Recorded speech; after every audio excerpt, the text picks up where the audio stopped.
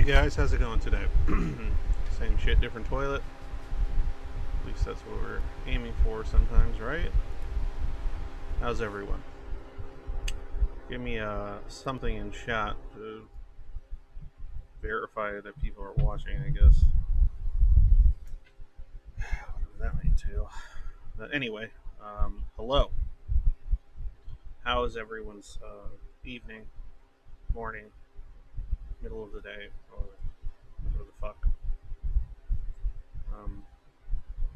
it is that you're dealing with? Anthony says thumbs up. Their day is thumbs up. Everyone, but I lost 3 people the moment I start talking. That's funny. Drinking verification can. What?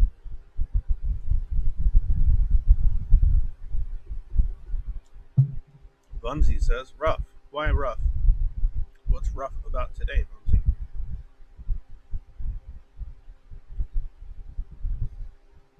Question mark. I don't know what you're. What's the, I don't know the question mark. I don't know what that's about. Okay. Everyone's doing whatever's and okay or what have you, I'm guessing. Right? Good enough, I guess. Whatever it is that this is we're doing. Whatever this is, it's happening.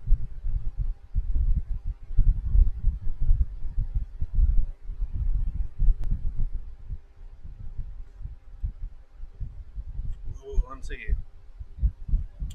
That's always a good time. I know that one. I am a dysthymia haver myself.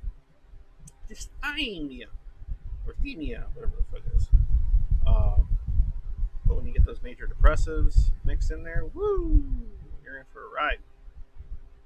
I know that ride. I think I was on it a few days ago when I streamed partially. It was, it's not good. Some days I question whether I should stream when I'm like that. But then other days I'm like, well, other people go through it similarly during those times, especially if they're schizoid. So maybe even if they don't express it like I do on the stream, maybe it's something internal they can relate to. So I put it out there, and it works, I guess.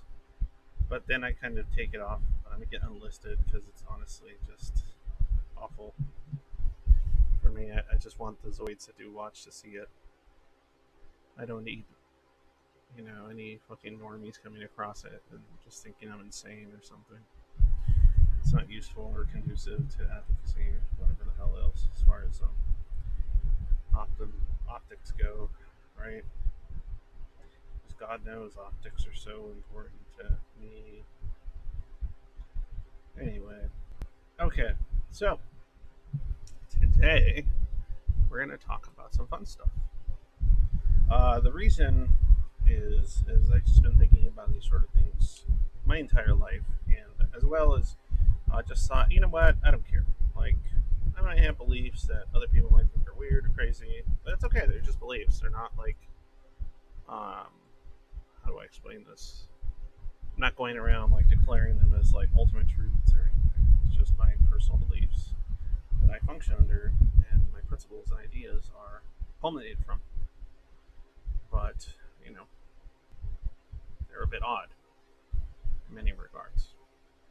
But I talk about me enough, and unless somebody asks something specific, I'll just answer it or whatever. But it's more fun if people ask, because then I know I'm not saying anything nobody asked to hear, which makes things a little easier, a little better in certain regards. By the way, these glasses are blue light glasses. They just like computer screens. I'm always on them. Well, not computer, like phone, computer, video game screens, reading screens, like Kindle Paperwhite when I'm reading and shit like that. So I wear them so they don't strain my eyes so much. It actually helps, especially if I'm up late doing it, and it doesn't fuck with my ability to fall asleep if I want to go to sleep as soon as I can. But anyway, today's subject is odd, and it is ideas pertaining anything in relation to see. I want to use a careful choice of words here because certain words like trigger some people's disgust responses. So, okay, like paranormal, mysticism, occult, um, spiritualist, some people religious,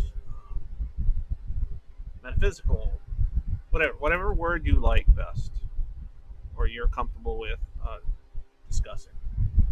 Um, or you just think it's dumb or whatever, that's okay. I don't care. If you think it's dumb, that's fine. You can tell me it's dumb, why it's dumb. I'm okay with that because for a long time I thought it was dumb. I just don't think that any longer. So that's kind of what I want to discuss is that sort of stuff and maybe experiences individuals have had as schizoids or other types of cluster A's because I know other kinds of cluster A peeps like synth typals and some people with schizophrenia and stuff watch my show as well. So I'm interested in your experiences too. Um, I have my own experiences with certain things, and stories and stuff. I've talked about them before, but that's why I kind of want to learn more about you guys, whether it's a chat or VC once I open it up, or unmute myself to talk to people. I've been interested in these subjects for the vast majority of my life, in some regard or another. I've gone through stages in which it's particularly potent. My interest more recently, in the last like 5 or 6 years, it's decreased because I've been either preoccupied with my mental health issues or I've been preoccupied with this, which is more concrete and real world. So I haven't had as much time to just kind of drift into the abstract as far as those subjects go, physical and otherwise. For some people out there, I know some of you do things like psychedelics, shit like that, and have kind of come in touch with those sort of things without necessarily being like one that's into the literature or into like the investigatory aspects of these sort of subjects, whether it's something as difficult as near-death experiences and stuff, or something as I guess what's turned into reality show fodder, such as like paranormal/ghost investigation or cryptozoology, alien shit. I like to take alien shit out of this only because, unless it's of a spiritual nature, only because I don't consider alien life anything to be like um, far fetched. Honestly, like at this point in my life, I'm just like, yeah, there's alien life. I don't know if we met them or come across such thing, but there is, and I don't know if it's intelligent or if there is any intelligent life that would be within our reach. The most black-pilled thought is that we're the most advanced species in the universe. That's depressing. Assuming that we're not, then there's a possibility that there are others, and the distances are significant, so it's unlikely we are going to come across each other unless they, become like a stage, say stage 4 civilization or some shit, stage 3 civilization, type 3 civilization, because we're still like considered like partially like 3/4 into type 0 or some shit. We're not even type 1 or type 2 or any of that. So if you know anything about that stuff. So like I don't really consider that stuff to be all that paranormal or metaphysical, just because it could exist within the material realm very easily. At least what we understand about like science and life and biology and things of that nature. Like alien life could exist. It's not something that would be considered outside of the realm of a materialist perspective. It's very much within the realm of a materialist perspective. So I'm talking more about subject matter that's kind of like outside of the realm of that sort of stuff. Usually, though, I would say there's many arguments to be made pertaining to secular perspectives of what would be considered to be spiritualist or mysticist beliefs and thoughts. I don't think it's outside of the realm of science. It might be right now, but I don't think it's something that's permanently going to have to be that way. But, that's up for debate, obviously. I don't care. People have different beliefs. Um,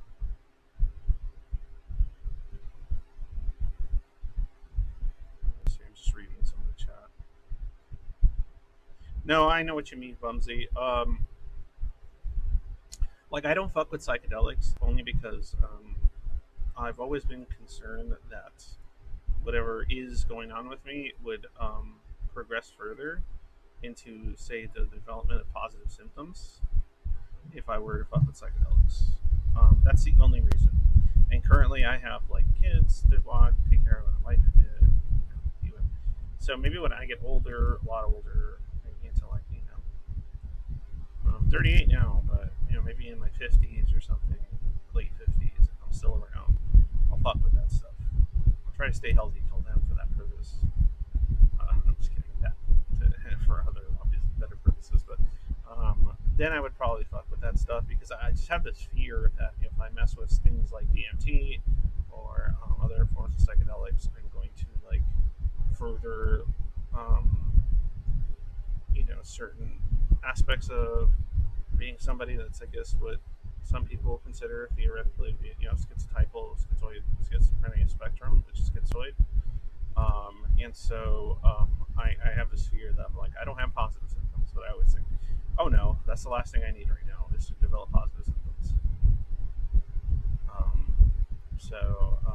That's the one, like, it's an irrational fear, I know, but it's still a fear I have. Not of having positive symptoms, but of having positive symptoms with these sorts of responsibilities and things I care about. That's why I wouldn't want to develop positive symptoms right now. Would it be conducive? If I was like a millionaire, then sure, throw some positive symptoms at me. I'll have to manage and deal with it. But um, it's kind of like scary because I can't do that. I'm not in a economic position to where I can just become like totally non-functioning because of it. Also, I have a 2-year-old, so I can't fuck with that.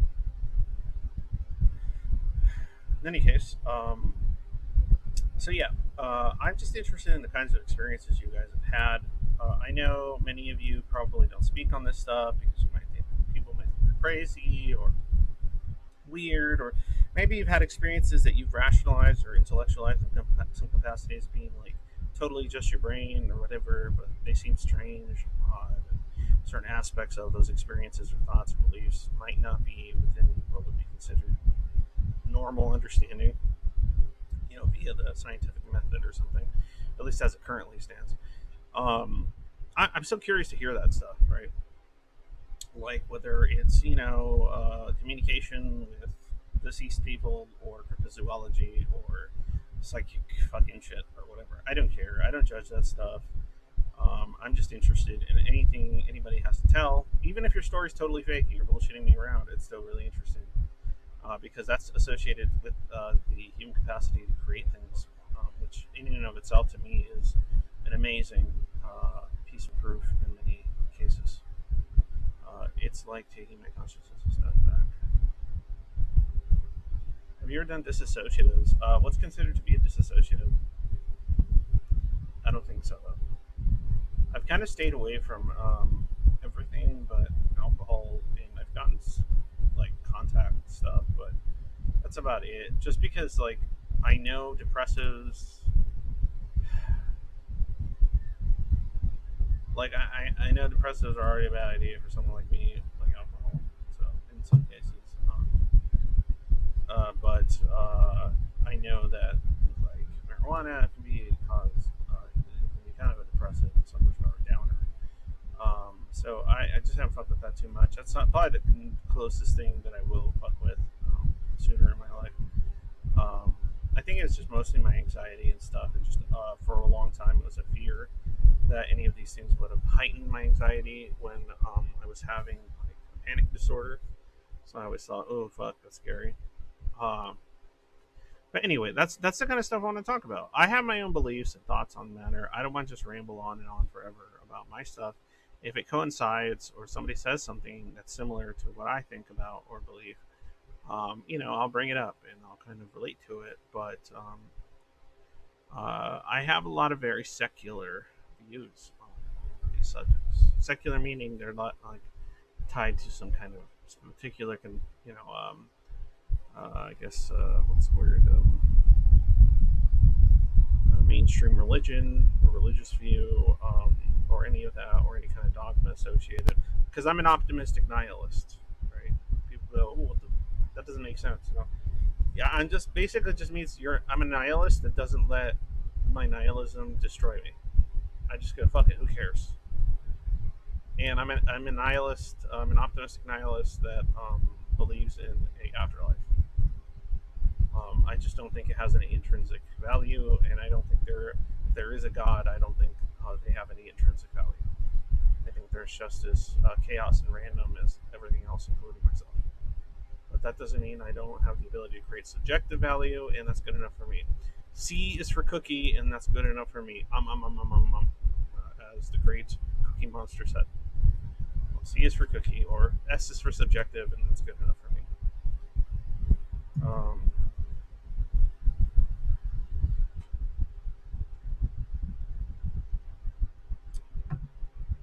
Oh, that's an interesting one, Plutoid.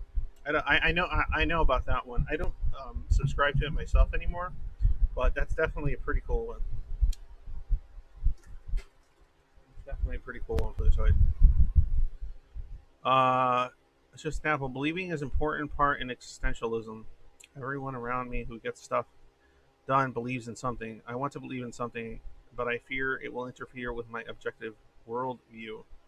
Um, I mean, that's the thing. It doesn't fuck with mine. Like I can look before I open up the chat. I mean the stream and we start talking like for real. I am my belief system, right? I can combine everything from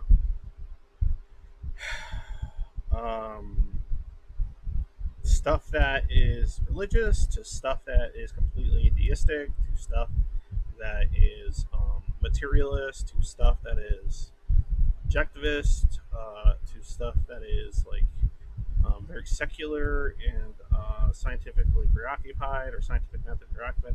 Like all that stuff, evolutionary psychology, a lot of these subject matters. Because I'm just like a jack of all trades and master of none, I've integrated into my own belief system, right? And my belief system is my belief system. Like I don't, I'm not trying to proselytize here or anything, but it's just I have a system that I've manufactured essentially inside my mind based on a variety of subjects, ideas, and evidence, from qualitative to quantitative to personally. I don't really use the personally anecdotal as any kind of means of providing evidence in my own mind about anything when it comes to this stuff.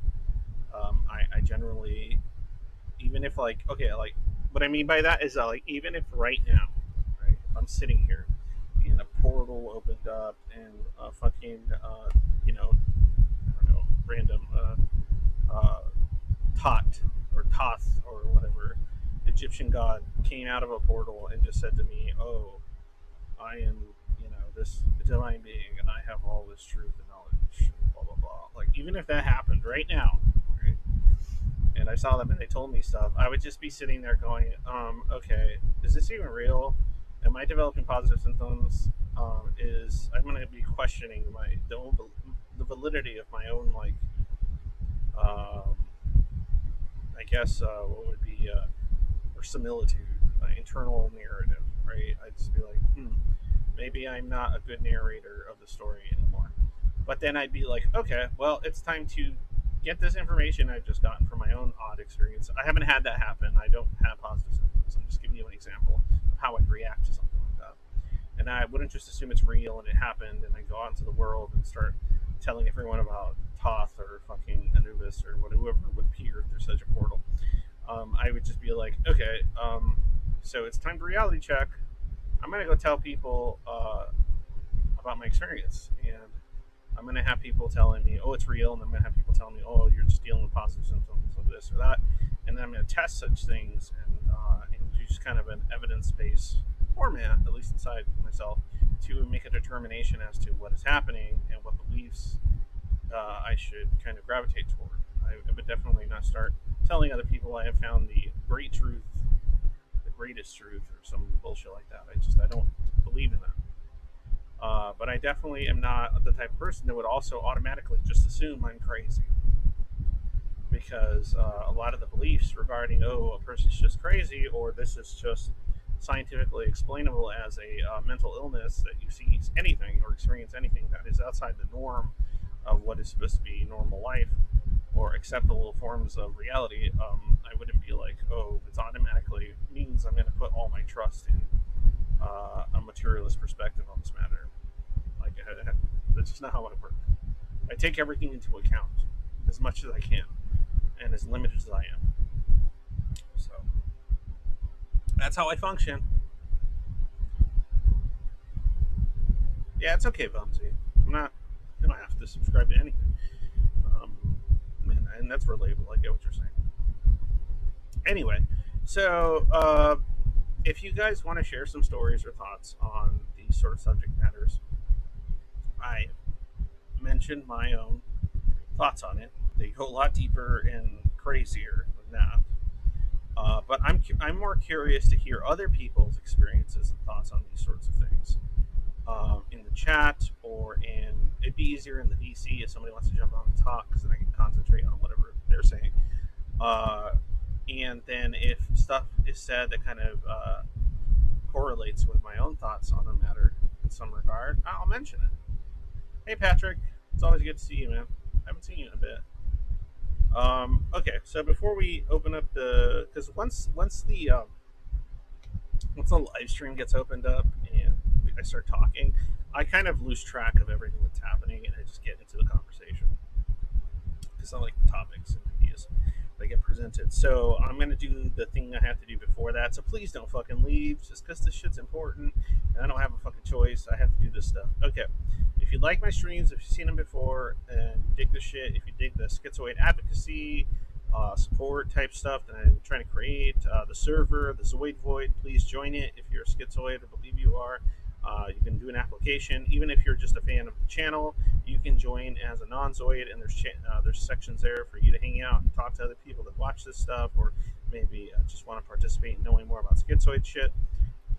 Just go onto Discord, find the Zoid Void, or Disboard, it's easier to find it through, and then join up there. Also, if you like my content, all that shit, and you want to support it, Patreon's cool, Schizoid Inks, it's in the description. Also, if you don't like any of that Patreon shit, I have Coffee or Ko-Fi or whatever you want to call it. And I also have PayPal. You can send direct. And if you don't like any of that stuff, you can do Litecoin, Ether. I think I have both of those on there if you like decentralized shit. And if you don't like any of that, well, I don't know what to do. So you can just go ahead and post my links everywhere and do whatever you can to promote it in whatever capacity that you're capable. So that's fine. That's good enough for me. Okay. And also, last thing, sorry, I'll be done soon. If you want something legit, and honestly, guys, this supports my project and everything I'm doing. I'll just switch over to it so you can see it. Joining the Schizoid Inc.'s Mind Mastery. Mind Mastery is a different channel on YouTube. I work with Joanna. Joanna is an awesome person that is a psychological coach that really believes in helping schizoids and working with them, and is somebody that understands and can relate to some of these things, and so they get it in many regards, and they want to help other people, and I want to help other people, and so we have a group on. It's in the description. It's called Schizoid. You can sign up there. It does cost money. If you're a Patreon supporter, you can get a discount. If you're a Patreon supporter of mine or hers, there's a post I put on Patreon, or you can just DM me, and there's a discount code. But in any case, if you're a patron, you can join it. It's once a week. It's going to happen next Saturday again, because last Saturday we had to cancel this stuff, life. And join it, and it's so you can get other schizoids. It's schizoid focused, that one, and talk and not socialize, but I mean that's the lack of. I mean, everything's a socialization, but talk about the issues, the difficulties, ask questions, practice communicating your internal feelings and thoughts with others that will understand, and work with you, and won't judge you, and there's rules in place to make sure none of that bullshit happens. So if you're schizoid, and you want to talk about this shit with other people that'll get it in a kind of therapeutic environment, because like I said, Joanna is a psychological coach. I'm just some loser that has learned a lot of things, but I try to help the best I can. Please join the Schizoid support group, and yeah, I mean, and whatever money you basically, that's kind of a way to get something in return if you want like a product or service, but also support my project as well as Joanna's efforts and everything else. Okay, that shit's important. Please, please, please promote it, even if like say you don't want to do it or you don't have money for it. Promote it somewhere. Maybe somebody else can do it. I wish it could be free, but I'm stupid and everything sucks. Okay. All right, let's get started. I'm going to I'm going to unmute myself on the Annex live stream. So unmute myself. Boom, boom. I am now unmuted. I believe. Wait, no. What am I doing? No. Okay, now I'm unmuted. Okay. So I'm now unmuted. What is happening? Wait, what? What are you showing? I have Zin and Zis on my stream. Hi guys. Let me switch over to displaying all that shit. 1 second. All right. I don't know what you're doing. What are you working on there, Zen? You're streaming something. That isn't. I'm trying to see. I don't know what you're streaming. Are you going through some document of some kind of orientations of? Oh, you're doing your math thing. I know Zen, you love that math shit. That's cool. Um, you do you as far as that goes. But if anybody wants to talk or join in, it's on here. Let's talk about this thing. If you have thoughts on the matter, I'd love to hear them. I'm curious.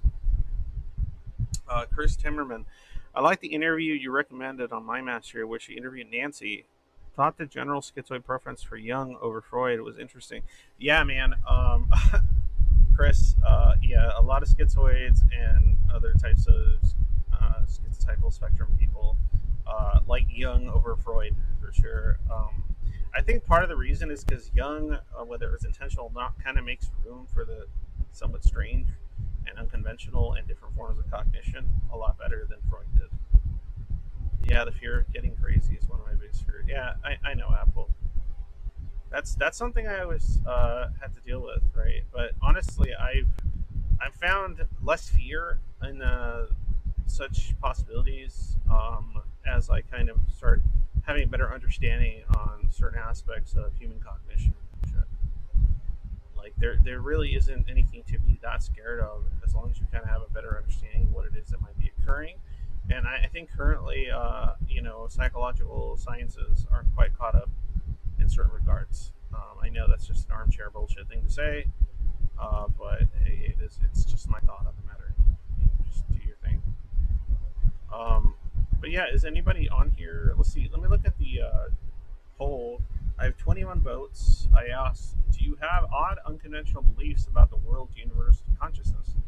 76% of people said yes. 73% said yes now. Just changed. No, 27% of people said no. Okay, cool. That's not surprising because the people that listen to my show and this stream are probably along the lines of what are considered people that have idiosyncratic beliefs or thoughts or experiences, whether you're diagnosed or not. Right? You've been the odd man out for a real long time for a variety of reasons, and that's a fun thing to discuss, at least in my opinion. Just ignore. Hold on, let me get rid of this right now. Since I'm not really showing anything on that window, I can actually switch over to this one and just show the. Hold on. There we go. Nope, that's not it. I should do it. So let's see. There we go. Let's just do that. Whatever, doesn't matter. Fucking sun is. The sun's still out.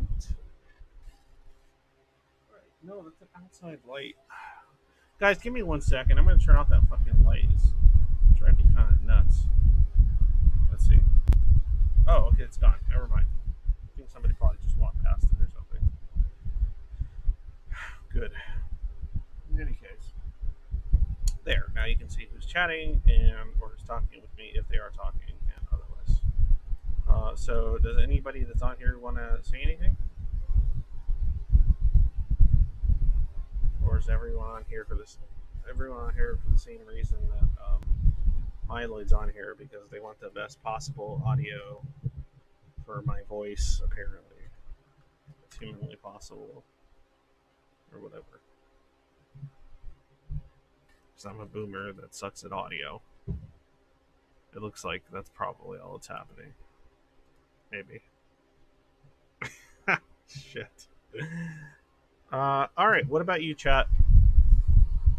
Because honestly, guys, I can talk about my bullshit and thoughts forever and ever. Because that's all I fucking do 90% of my own days. Matham, are you being sarcastic? Is it that bad? Like, is it that bad? Because if it's that bad, I can try to make some adjustments. I don't mind if you're just poking fun at me. Last thing I need is for the audio quality to be complete dog shit. I think it sounds okay. So, give me a heads up. Not horrible. Okay, well, I guess that's fine. Part of it is because I have a fan hitting me, and it's not winter yet. Once it gets colder, I won't have a fan, and so there probably won't be, but could improve. Yeah, I know. I know. There's probably because a fan's hitting me, and it's kind of warm in here, and hopefully these are like the last hot days. And I suck at setting up audio stuff. And I'm using a Blue Yeti, so that's supposed to be a good mic, but I don't know how to adjust everything to make the audio perfect because I'm incompetent and not good at those things, and I'm a boomer. So it is what it is. Maybe one day somebody can help me.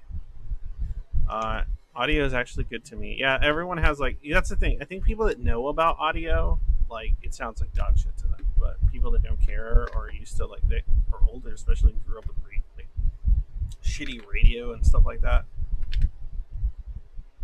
Yeah, it's my fan. Hold on.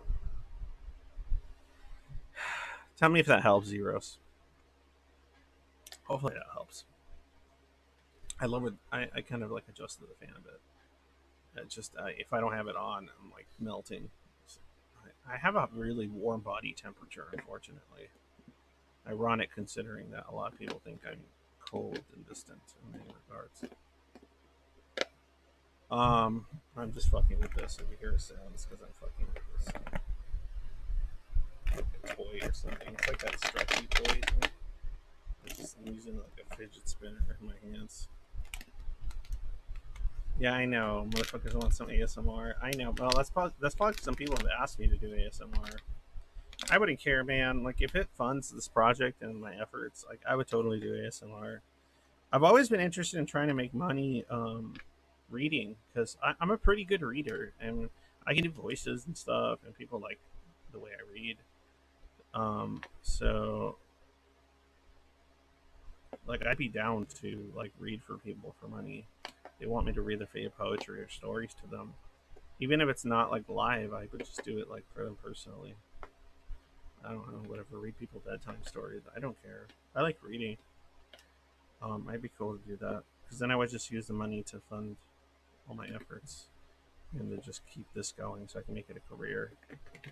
It's not easy, but whatever. Anything, man. The only thing I can't do is OnlyFans. And the only reason I can't do that is because like I have a wife and kids. Other than that, it's the only thing keeping me because I wouldn't care. I don't give a shit. There's no moral reason that I would stop myself from partaking in those things. But there is definitely shame because I don't think anybody wants to see this. I'm like a middle-aged, dad bod dude with long hair and a beard. So I know there's a lot of a lot of maybe in the gay community that would be interested in that, but that's about it. I'm going off on a tangent here. I'm curious, guys. So I got 75% say that they have odd beliefs about the world, the universe, and consciousness. Right? I get you, Anthony. But nobody's saying what those things are, and no one's jumping on the voice call to tell me what those odd beliefs are. I'm not here to judge you. I'm not here to shit on your odd beliefs. Even if they're ones that would require you to explain yourself a little because they're a little confusing. Even if, say, someone like Zins are very mathematical, I'd still be interested in their beliefs regarding, consciousness and existence and the possibility of an afterlife and things of that nature, or the paranormal or the parapsychological, whatever. I'm just interested in talking about things of that nature. Anything about like human, like Jung style, collective unconsciousness and shit like that. I'm down to talk about that. I'm interested in those ideas. I find those things fascinating. Um, More recently, especially, I've gotten to find solace in some of those concepts and ideas. Keep me going in many regards.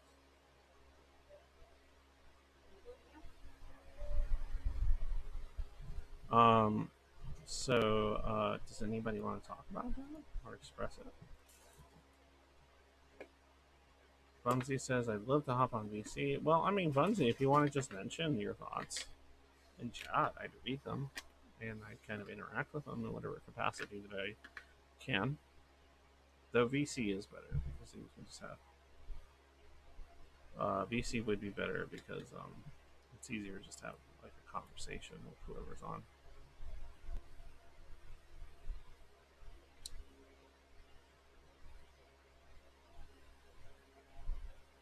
Hey, Zen, no offense, but could you, if you're gonna be on this live stream, could you stop the your stream on there because it just takes up a slot.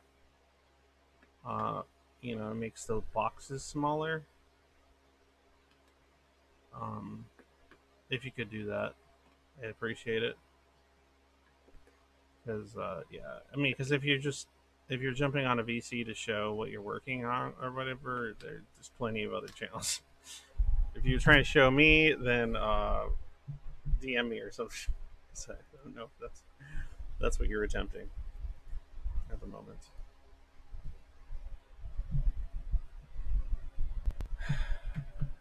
And because like this is what drives me crazy. Like, is everyone just waiting for me to talk about my thoughts? Because I can ramble for fucking ever on this shit. Like, that's not a problem. Like, I can do that. I can ramble about my own thoughts and beliefs. But I really would like to hear someone else's.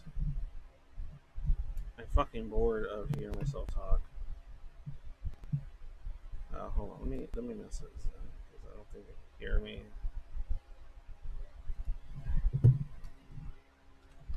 Hey, they're on the line.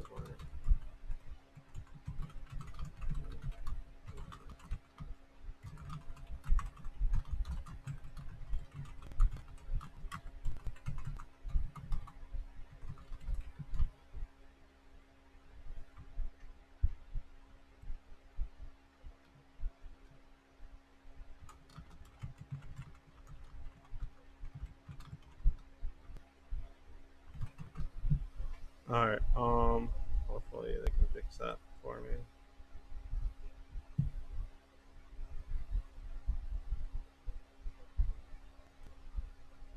That's the way everyone leaves. So everyone, I gave one earlier too. Scroll up. Okay, hold on. Where? Oh, okay, here we go. Anthony. Okay. For me, it's the idea of unconsciousness. When people talking to people in person, I can use information about them to piece together their likely thoughts. I also have two people inside my head.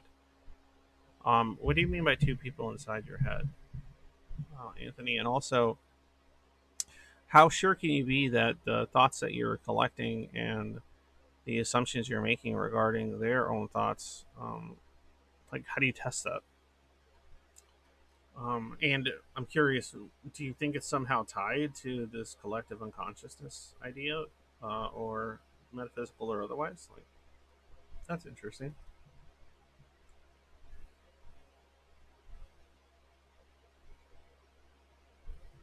It's just you, me, a cat, and cross stitch tonight. No, oh, okay, it's okay. Zis, well, Zis, if you had like, thoughts regarding afterlife or paranormal or whatever the fuck weird kind of odd beliefs, if you have odd beliefs or perspectives on certain things, I just want to hear them. I want to hear other people, other like schizoids and who other types of schizotypal spectrum type people that jump in, or schizophrenia spectrum people that jump in, and I want to hear some of their odd, quote unquote, odd beliefs. I just want to hear them and discuss them. Something, especially when it comes to the subject matter of like, I guess the metaphysical, the spiritual, the paranormal, or whatever. I don't care if it ranges from multi-dimensional beliefs on multi-dimensional stuff, or straight up like spiritualist beliefs on certain things, or religious beliefs on certain matters. Like, I'd be curious to just talk about them. I'm totally chill about that stuff.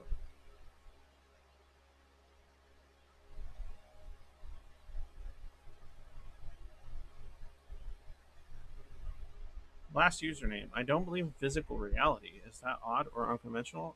Yes. Yes. I would say, generally speaking, yes, that would be considered pretty odd.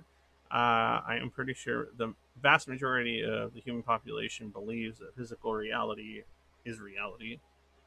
Um, so yes, I would say yes. Oh, okay. So you just like anthropomorphize like specific aspects of yourself to try to discuss things with it. That's interesting, Vamsi.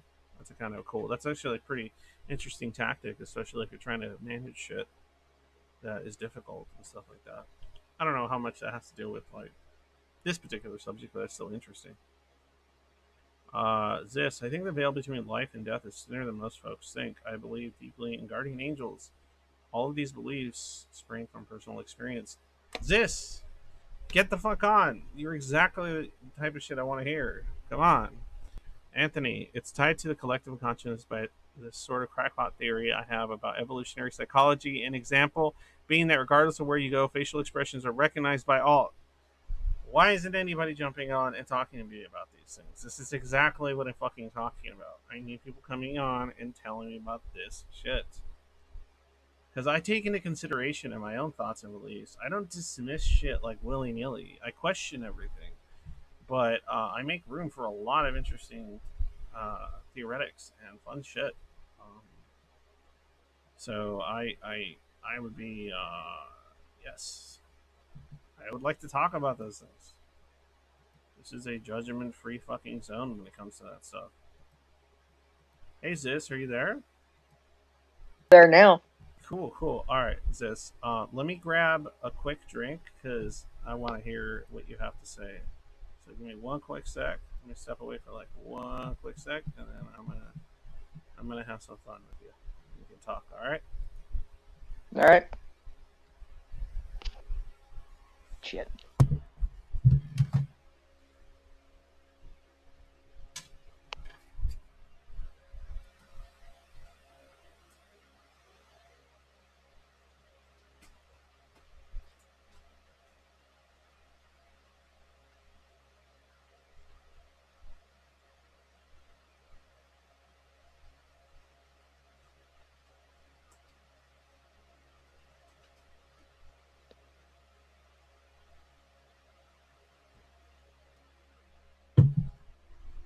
All right.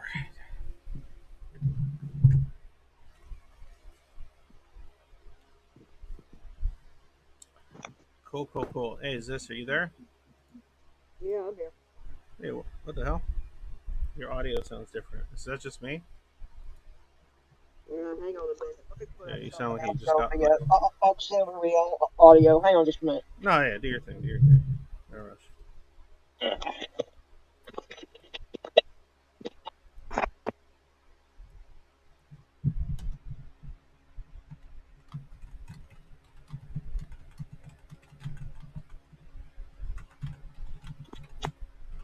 All right, damn it. All right. Hello. Hang on a minute. Oh, okay. Sorry. I thought you said all right. I thought you meant like you were ready. My apologies. No, I was saying something obscene.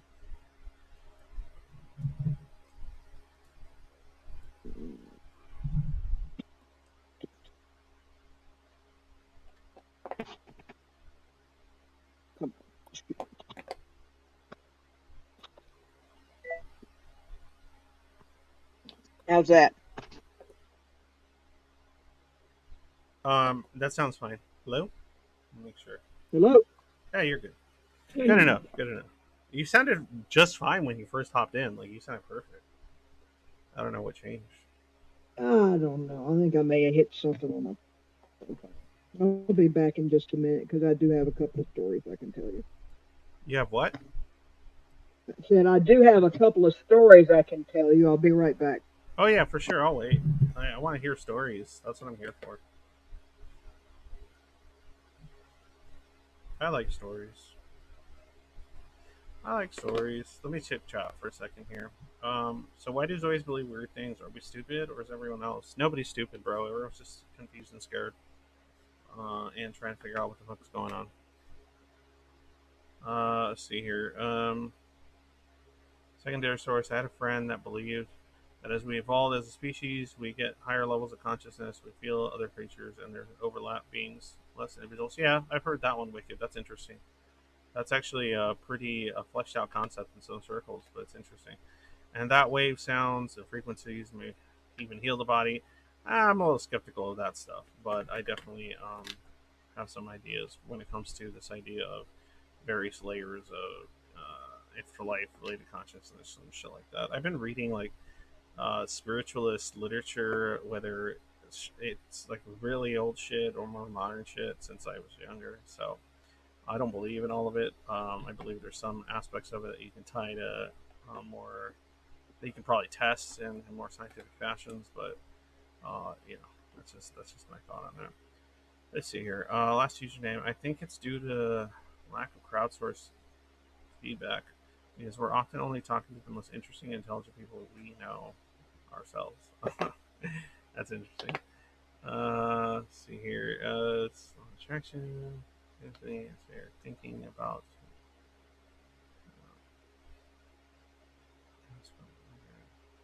I'm just reading the chat a little bit. Thanks for clarifying that a little further, Anthony. Ryan. Oh, hey, Ryan's Logic. Ryan also has a YouTube channel. I know they play their guitar and talk about stuff that's in their head. So join Ryan's Logic's channel. I've actually checked out some of your uploads there, Ryan.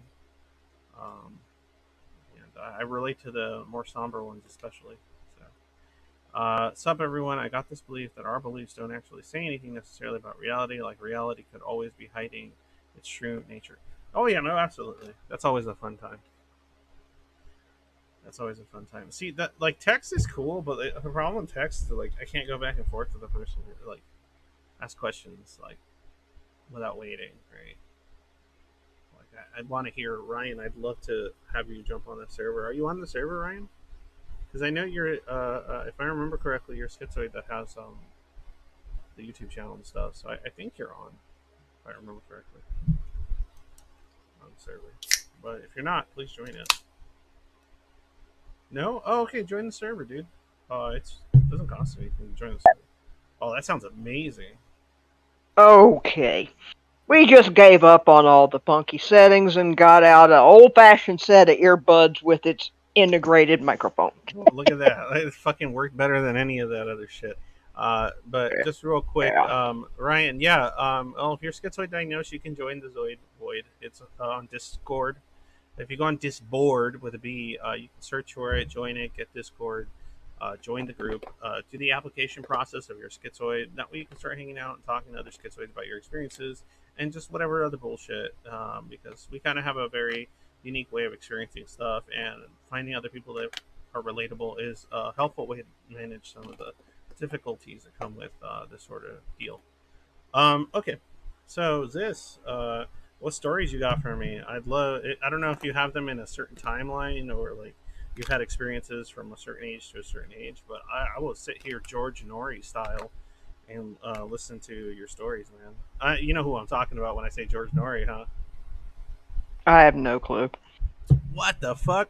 You don't know George Nori? Only the only reason I say what the fuck to that because that's like OG, man. That's like OG Coast to Coast AM. With Coast to Coast AM with George Norrie. You know what Oh, I'm nah, you know what not I'm my talking. bag. Oh, okay. That was the guy who did the call-in show for paranormal stuff, and so people would actually call Oh in yeah, and talk like their ghost experiences, their after any I near gotcha. death Yeah, stuff, all that kind of stuff. Yeah, yeah, I was enjoyed in the alien shit and all that. But anyway, I want. I oh, listened to Art that a Bell, long time ago, Art but Bell, there was a Art Bell. yeah, Art Bell. Now I Yeah, know yeah, who yeah, yeah. you're Okay, talking. sorry, I said it backwards. Art Bell, George Norrie took over for Art Bell. Art Bell was the original Coast to Coast AM guy, and then eventually George Norrie took over in like the '90s, I think. But yes, yes, the classic, one going back to like the late '70s or '80s or something. That was George. Sorry, Art Bell. Yes, Art Bell. Yes, indeed. I love all listening to those old shows. Good shit. Good shit. People calling in, just telling their experiences, and he would just sit there and listen, and he wouldn't talk shit, and it was great. But anyway, I go ahead, do your thing, say whatever you want about the shit you've seen or experienced. I'm curious. Under one condition. All right, what's the condition? I wanted understood that there was nothing special about me, and I was just doing my friggin' job. All right. Okay, so what does that mean? Like I shouldn't say you're Okay. magic or something? No, I just catch a bunch of shit from people that listen in from this kind of stuff, Like what kind of shit do they saying, say? Like that is "Oh, annoying. it's all that fakey sounding. Oh, you're so wonderful. I wish we had more people like you. Oh, that was such a brave thing. Bullshit. Oh yeah, I I don't was care. just No, doing. I'm not gonna do that. I'm just interested in I your hate that stories. shit. Well, I mean, like, Okay. I mean, unless you tell me, like, oh, I pull out a blade and battle the demon in the underworld, I'd be like, that's pretty cool. No. Okay, well, if you, I mean, because if you did something like that, I When couldn't I help was but at think you're work. pretty badass. But No, no, no, okay, no, no. I okay, think I'm pretty badass for dealing the big ass human beings I had to deal with. I don't uh, even want to consider demons and shit. yeah, honestly, I'd find them less No, intimidating. I So, had the occasion at work one night to respond to a suicide in progress involving the gas line to the back of this person's stove hmm and a mattress upstairs that was on fire. okay, What it that's turned out to be interesting. is this woman was trying to kill herself. She had, in some ragey moment, she had tried to set the second floor of her 2-story project's apartment hmm into, trying to get that burning. And she got it going fairly well. But apparently that wasn't fast enough for her. Gotcha, gotcha. So she went downstairs, yanked her oven out away from the wall, Got it. and unscrewed the gas connection for her oven, All right. and was sucking on the gas connect was Oh man, sucking on the gas connection. that is dedication. That was, yeah, Dedication she to the meant it. But art, I guess. Jesus. yeah, man. But that was also, adding an explosive mixture into a structure whose different part of the structure, a close but different part of the structure was on fire, Yeah, yeah. So which is not good. yeah, yeah. This individual's putting other people in danger, even if it wasn't their intention. Exactly. Yeah. So I get the call, myself and another officer. I get there. This poor fireman's standing on the front porch. And one thing that we're taught in the academy is that suicidal people can be incredibly dangerous to first responders. Because if they want to go that bad, they don't mind taking somebody with them. Gotcha, Especially gotcha. somebody that is in that kind of straits, that she's not thinking that clearly, and she's Yeah, willing to put especially when you're a dealing with whole like block suicide of by cop apartments. type shit, right? So and all that kind Yeah. of stuff. Yeah. So anyway, this fireman's standing on the front porch. I pop out of the car yelling at him, "Fireman, no, she'll kill you." Running towards him at a dead run. He's looking at me like, what the? I grab him and spin him off the front porch. And How then how how um how my, how? I'm just curious. How tall are you? Are you like a tall gal? I'm about 5'6". Oh wow! Because I'm just picturing 5'6". I'm picturing a 5'6" gal just spinning a fireman. You must Well, have some upper body. I was also in my prime, dear. Oh yeah, So that's a good prime, especially 5'6". Holy you know, shit! Because firemen aren't well, exactly known to not be sturdy. So but well, surprise was on yeah, my that's side. true. You So flanked them. anyway, Got it. myself and another female officer run into the apartment, Mm-hmm. trying to figure out what the fuck's going on. Gotcha. And all of a sudden, I noticed that my partner left the apartment. I'm thinking, okay, this is bad. Yeah, that doesn't sound And great. then, I mean, smoke was everywhere. I couldn't see shit. And it was that rocky moment just before panic sets in. Mm-hmm. And then all of a sudden, everything got dead quiet and peaceful. I could see. I could breathe. I could think. Mm-hmm. I was able to walk in there, yank that oven completely out of the way, Mm-hmm. So it was like a quiet, and get weird, her under intense, like eye of the storm sort of moment, right? Yeah, but there was no reason for me to be in that mental place. I can't figure out how a person can all of a sudden see through smoke. Oh, so you're saying that like the place was fucking like covered in smoke, and you just suddenly you're able to fucking see through that shit like it's not even there. Yeah, and all of a sudden I can breathe that shit. Yeah, because you should be fucking coughing up a lung, right? Right. My partner was. I figure that's probably why she had to leave. So, and would you say it was like more than just adrenaline, just pumping through you? Maybe, I don't know. Adrenaline doesn't mess with the acuity of your eyes. That's true. Your lungs aren't just suddenly capable of dealing with. It's kind of hard to deal with that much physiological change. yeah. Like fucking suddenly have Superman X-ray vision anyway, and shit. But yeah, she and I were about the same size. Mm-hmm. She was hyped up on adrenaline, crazy as a fucking bedbug. It normally takes 2 or 3 guys to get someone like that down, and I'm able to get her down, get her cuffed, start dragging her out of the apartment. When my partner, God bless her soul, she grabs the same fireman that I spun off the porch, and she shoves him in the apartment and says, "Get in there and help her." So anyway, he and I finally get the woman outside, and then the fire department goes in and deals with the upstairs and start to vent the place. And but there's something that I've always done when I was in a hot spot, and ever since I was a little kid, I've done what, as an adult looking back, I've done what I call talking to my guardian angel. Mm-hmm. I call him George. Anyway. You would call him George. It's such a down-to-earth name. I know his name probably as long as my I know, but you're such a down-to-earth person in general. Like, it's just funny. It's just George. Like, their name might be like Triclotis Tomates or some shit like that. But you're just George. Might have some crazy fucking biblical. Have you ever seen those biblically accurate angel memes and stuff? Well, I know that's not his name, but I call it a nickname, and I've never gotten any back blow from it. So what the hell? But it was kind of like having a partner in the car. And I'd hit something hot like that, and it's like, okay, George, you with me? We're going. And you felt like this guardian. Just as soon as I said that, I was in the house. I could tell I was in over my head, and I was thinking, like, George. Like, did you actually think that when you were in a shit situation like that? All of a sudden, that's when I could see and breathe.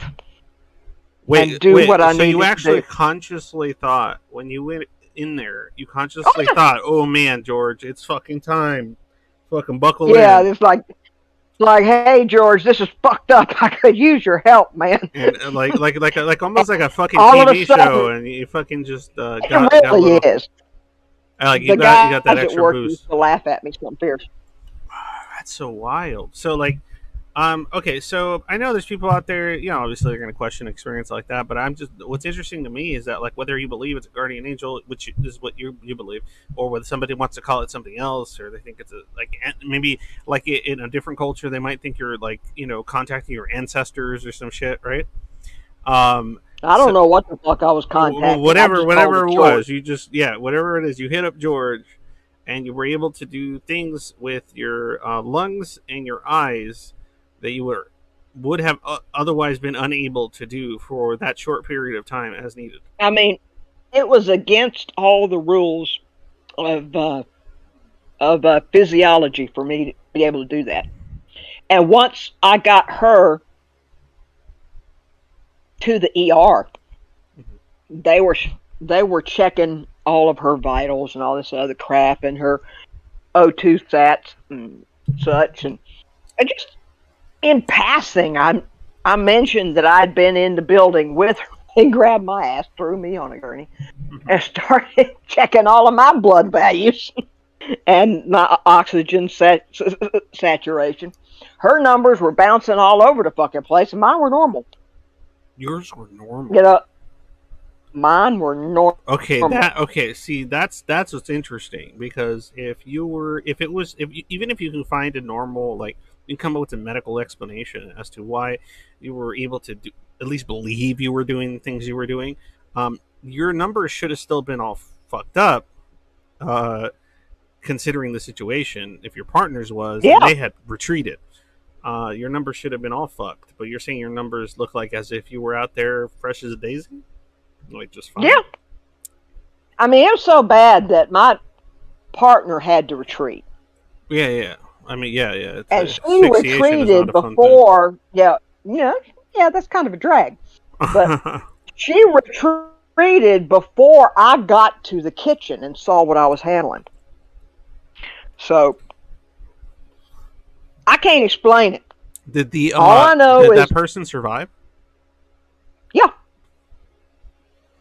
See, that's what's crazy. Is the only reason that person survived was because they were lower to the ground trying to suck a gas pipe? They had the gas pipe. She had the gas pipe in her mouth. No, but that's what I'm saying. I'm guessing her being lower to the ground because the gas pipe was lower to the ground is what kept her from dying of asphyxiation. Ironically, like, Well, because yeah, but she was also having to deal with the actions of the gas itself. No, I know. So that's what's surprising. Like, she's fucking. I can't speak to the smoke. I couldn't. Yeah. But you know how they say you're supposed to go low to the ground. It's weird because I don't know how smoky it was in there because I could see everything. But everyone else was telling it was just a. Well, my partner had to retreat, and she just tapped me hard on the shoulder. Did you have to carry back or drag back the woman? Yeah. Somebody's got to get her out of the house. Okay, this is interesting. So I just grabbed her from behind, underneath her armpits, and started backing out of the apartment with her. And then the fire department, the firefighter that I threw off the front porch, got thrown back in by my partner. Gotcha. and he helped me get the rest of her out. I'm curious. What? Okay, so I know. You would say, "Oh, I'm just doing my job," right? That's fine. Oh shit! No, I'm not gonna say anything crazy. Don't worry. But what I'm curious about, and I'm not looking for anything like I'm not trying to imply, like you said earlier, like, "Oh, you're so special." No. I'm curious, what drove you to go above and beyond in some respects? Is it just because you thought you had this backup? My feet and my training bushwhacked my ass. Like, was there some part of you that was like, fuck this, I gotta get out of here? No. Interesting. It's like that thing that made me a police officer, that thing inside, was thinking, get your ass in there, get her.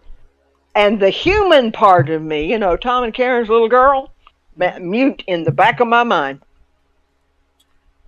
I Interesting. was running on The reason strictly training. no, no, I get you. The reason it's particularly fascinating to me is because you're a person that is diagnosed schizoid, right?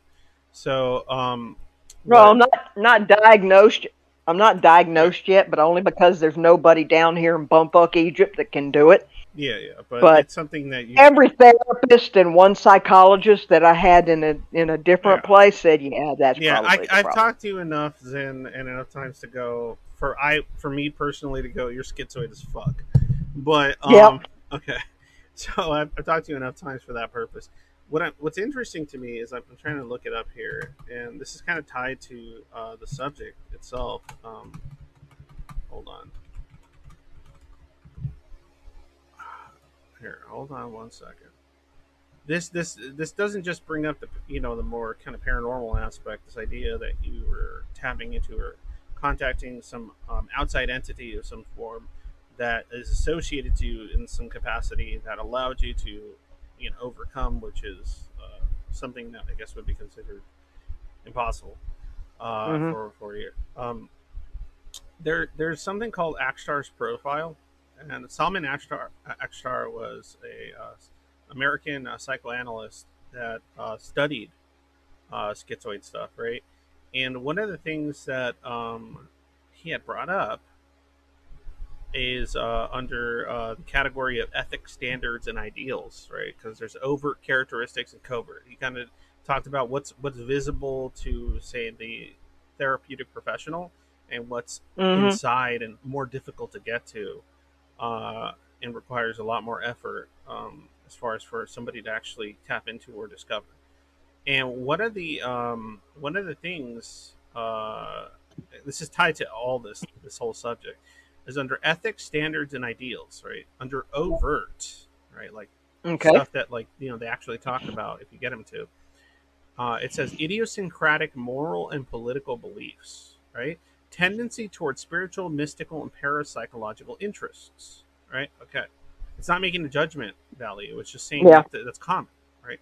But Okay. under covert, right, it says moral unevenness, and that's not surprising to me, even if you take out any of the weirder elements, because we're always questioning our motives. We're always wondering, like, is this right?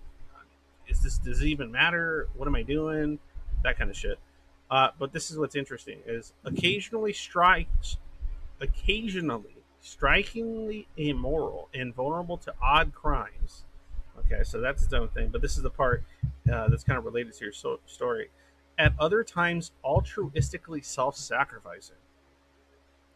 And No it purpose. so that's, that's the best way I can describe it.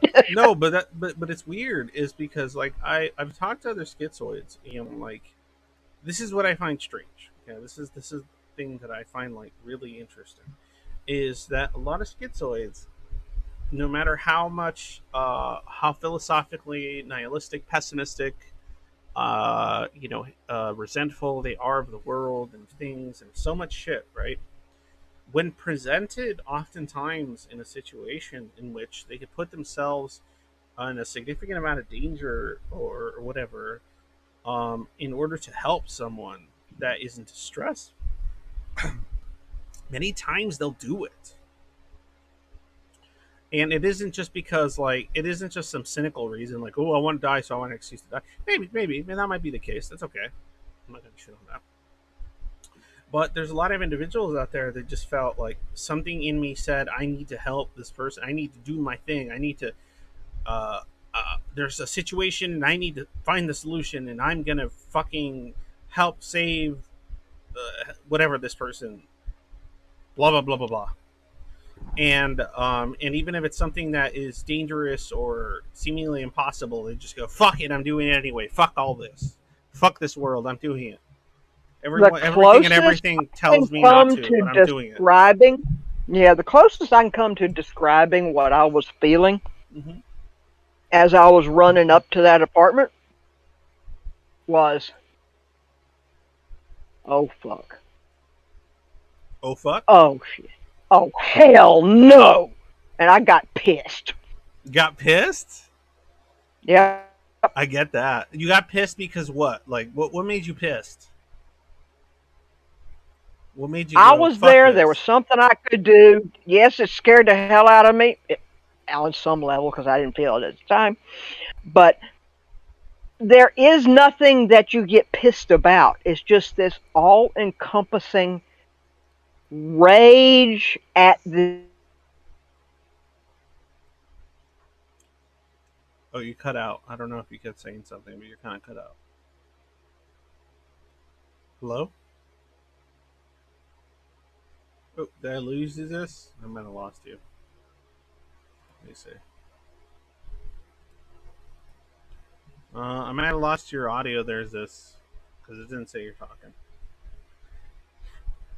In any case, hopefully you come back. But no, I get what it is you're trying to say. Like, I have some of those feelings and thoughts too, right? Like, it's just like, for me, philosophically, it feels like everything feels so meaningless and pointless and crazy and insane. And like, I believe something should be done, and I know that there's a certain level of self preservation that's going to make most people go, yeah, you can't do that, whatever, that's impossible, that you can't do this thing. And some party just kicks in and yours is like, fuck all that. Fuck all that. I'm going to fucking do it. I'm going to fucking do the thing. Try to help this person that no one else thinks is possible to help. Just fuck it. And I mean, if somebody wants to make an argument for something a lot more explainable as to why an individual would make that decision outside of things of nature, guardian angels or spirits or fucking ethereal callings of some kind, it might a more psychological explanation somebody might propose is that at least even I would propose is that if you're an individual that's felt alienated and disconnected from the world in general for most of your life, you might make decisions that make you go, when there's someone else in a situation in which that's the case, you're like, fuck it, I'm not going to be like them. I'm not going to just look the other way. I'm not going to give up. I'm not going to just think that's their problem. I'm going to fucking do something about it, because that's how it felt for me my entire life. No one could understand anything I had to fuck to say. So I mean, that's a more, I guess, psych perspective on why somebody like this would be driven toward making more altruistic decisions um, than normal, I guess. Right? Because you know that it would have required an altruistic decision for a lot of individuals who have made the choice to help you when you needed it in All the right, way that so you I have needed you it. No, you're back. You're back, sis. I kind of went off on a tangent, but now. My fucking neighbors. I've got to get on the roof and install my Starlink so I can have a decent signal. you're gonna get But yeah, Elon I, Musk's Starlink on your. yeah, it's sitting right here in the living room. I live that far out in bumfuck Egypt, but it's Enough, frustrating. enough, But enough, it's Faro. it's just this thing about just the. I don't know if it comes from being an abused person as a child, if it comes Yeah, from that it's kind of what I altruistic shit mentioned. that you Yeah, were yeah, talking yeah. about, or what. It's just this, But like, yeah, I was there saying, is like, something just drives this you. overcoming feeling of no, Fuck this. I'm doing now, something. not ever, no. And Yeah. your feet take you where you need to go.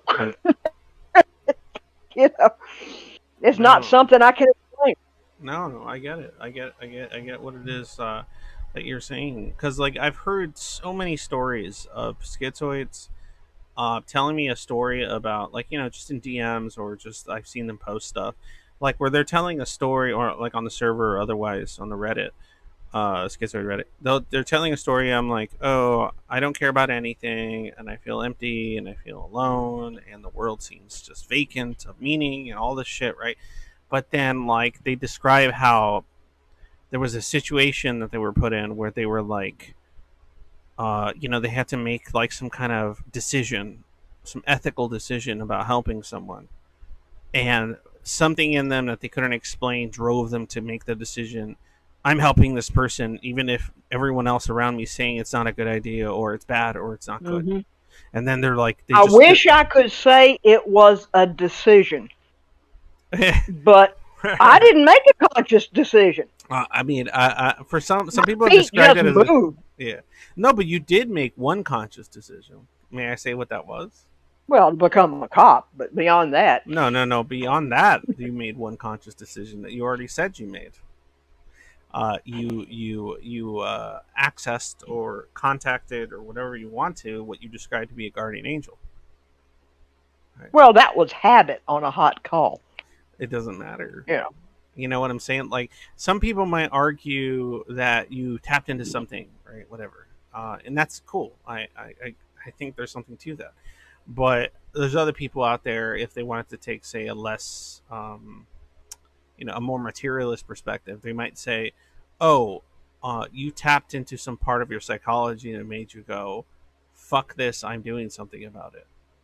So, whatever somebody believes, I don't care. But point is, I think there was All a I know is it was totally unconscious. yeah, yeah after that point maybe, right? I mean, Like I'm that was talking the part that got the car in park, got me out of the car, hit the lock button, closed the door, and started running towards the house. That part of it, totally unconscious. Because I was talking to George after I threw the fireman off the front porch. fascinating. But I Fascinating. got news for you. Most first responders Mm-hmm. have that instinctive go, except for that fucker that didn't go in on that mass shooting at a school. Oh, God, he pissed me off. Honestly, I'm not surprised. I mean, like, I'm not surprised that a lot of first responders would be of that nature, considering that they would even make that professional choice, right? Like, they know I that's mean, part of the job, like, right? They know if being a yeah, first and I know responder. life changes as you go on through it. Mm-hmm. And they said that he had a wife and kids. Are fine. Hey, I'm not saying he's a bad human being, but he needed to understand whether or not he could make that call. It's Yeah, kind of like knowing whether or not you can pull the trigger to stop and when you were a first somebody. responder, you knew you could And make those when calls. you reach the point where you can't do that thing that you are being paid to do, Yeah. you need to get the fuck out and go sell shoes. Do you think you could make the? Do you think you can make similar calls even if involved? And I'm not trying to like ask you any tough questions or anything, but I'm curious. Do you think you can make those same Okay, go ahead. calls as an officer if it required, say, the taking of another human life? Let me put it this way. Uh-huh. I've come so close that the hammer on my sidearm was moving. Okay, so So I think that's you about knew as you can make close that as you decision can as get. if Yeah, required, if necessary. yeah, I can do that if necessary. Like Because you got a hostage I was situation or put you got in something the like that. position where I was already pulling the trigger, but I was aware enough of what was going on that I picked up on the fact that he dropped the fucking knife and backed up. So I was able to release But the trigger without discharging the but that round. hammer was moving. That hammer was moving. Fascinating. This could have been a Now, tail, yeah, different it tail was entirely. it was the slow, smooth pull that we're taught to use. And that is so drilled into us that our body kind of does it by itself. Because Yeah. at the time, I was yelling at him and screaming at him and put down the knife, back up, you're under arrest, I will shoot your ass, blah, blah, blah, blah, blah, blah, blah. I guess he finally decided to believe Mr. Beretta. So Well, that's we good. both went home that night. That is good. Do you know anything about the suicide person that you saved? Do you know anything about whatever came to them? Like, I'm one curious. Like, they survived, and I wonder where. I I wonder. have no Yeah, see. That's the thing it's about being a fascinating. patrol officer. Yeah, yeah, You never find out what happens to the people that you deal with yeah, unless yeah. they have to come in as a witness on a court case. Like I Fascinating. was dealing with this old I, hobo that got I, stabbed pretty badly I underneath a railroad track, yeah. and we thought he was going to die because he was bleeding like a fucking gutted fish. And I don't know. Two It, years later, I it's guess just I saw him interesting. in that room. I saw him in that room behind the courtroom where all the deals are made. Hmm. So he was alive. And the prosecuting attorney, yeah, he was alive. I just walked up to him, stuck my hand out, and said, "Man, you look a whole lot better than you did the last time I saw you." And he got a goofy grin on his face. One of the Swiss So cheese that's like one of the last time. few that I know about. Yeah, Now yeah. we were actively sticking shit in holes trying to stop it from bleeding. No, no, I So get. It's interesting. I would have said something like, "Good thing you look more like Gouda than Swiss now," or something like. I wish I had thought of that, but Uh, no. but I it always is come up with that kind of shit after it's over. right. Yeah, that's how it always is. Um, okay. That was awesome. Let me see if oh shit. Oh, fucking stupid programs. Hold on. Sorry. Give me 1 second. Before I ask you if you have any other cool stories, I want to check in on somebody else that's hopped in. Carp, are you there? Yeah. Carp, do you have stories for me of a or beliefs that you want to discuss of a kind of odd nature? This just told me a story about being on patrol and a fire and a suicide and tapping into some guardian angel or entity of some kind to get the help they needed in order to get through this situation or so on and so forth. Do you happen to have stories or beliefs that you want to discuss pertaining to that the subject?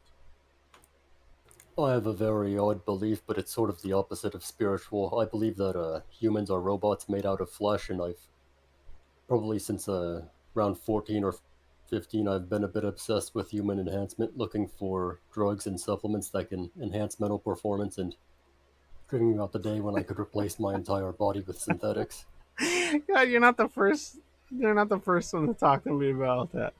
Um, give me 1 second. Let me grab a drink, and I'll talk to you, Carp, for a minute. And then if you hang on, after talking to Carp, and you have any more stories, I'd be more than welcome to hear them. 1 second.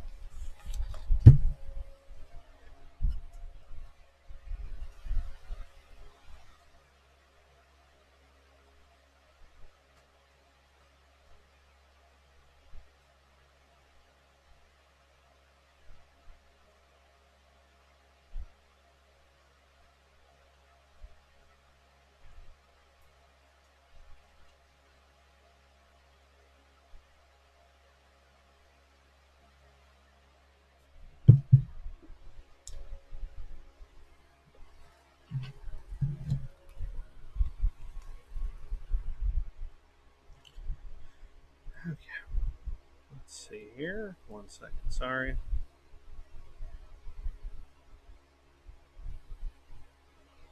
Like I said, guys, I'm back. I'm interested in hearing these types of odd beliefs or thoughts about whatever matters of a metaphysical nature or otherwise.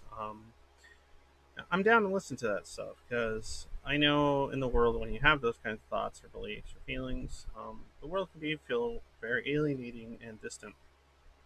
So, alienation and distance is definitely something a lot of schizoids relate to for a variety of reasons. So,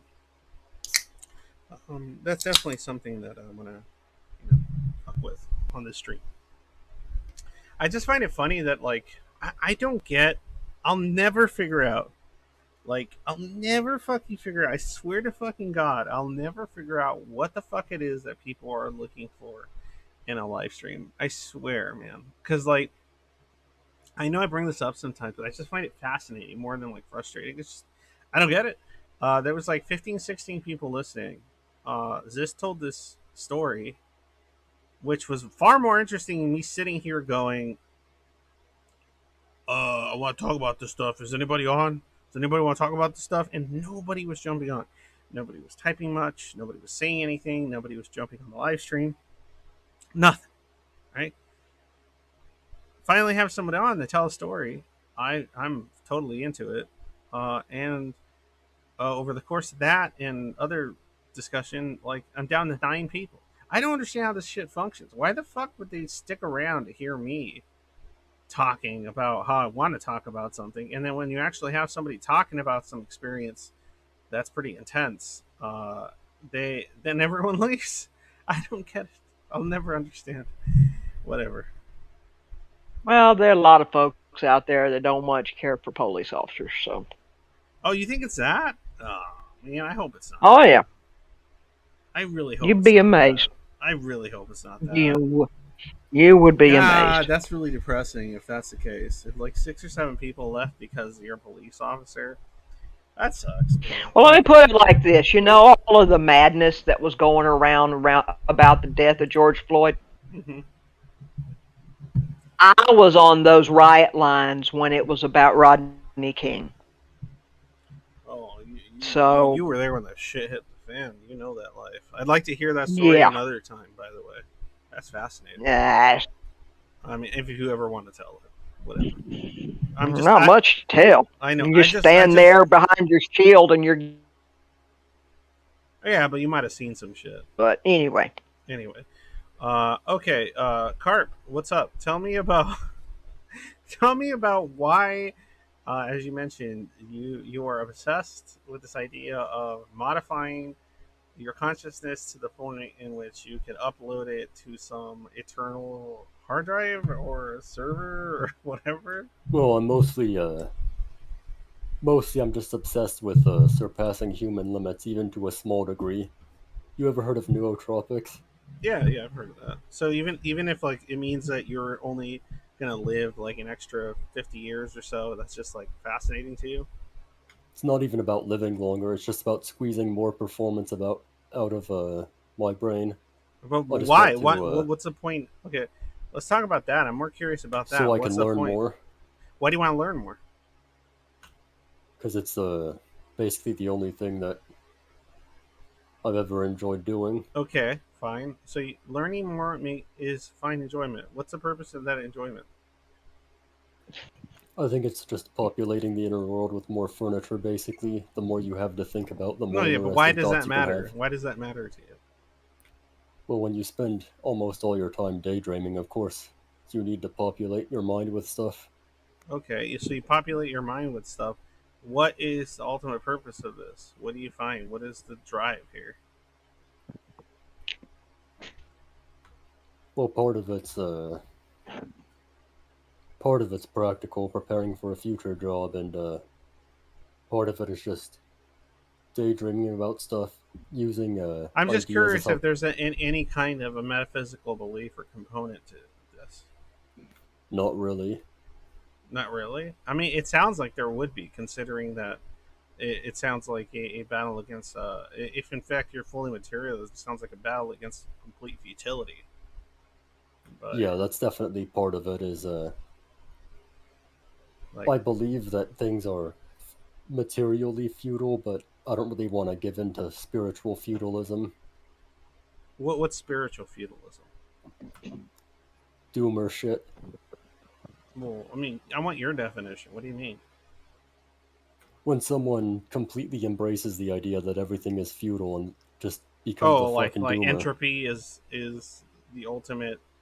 Yeah, like a teenage nihilists or whatever. Well, it's not I even don't really want teenage. to There's plenty do of that. older people that believe that entropy is inevitable and that's all there is to I everything. mean, the people who don't go for people who are super depressive about it instead of finding liberation from it.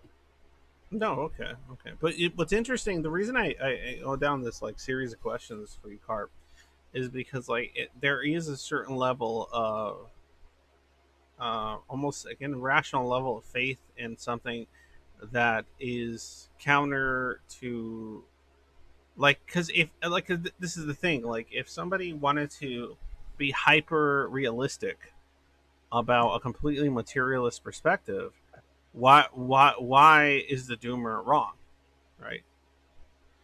Why would the doomer be wrong? Why wouldn't it be right in every capacity, right?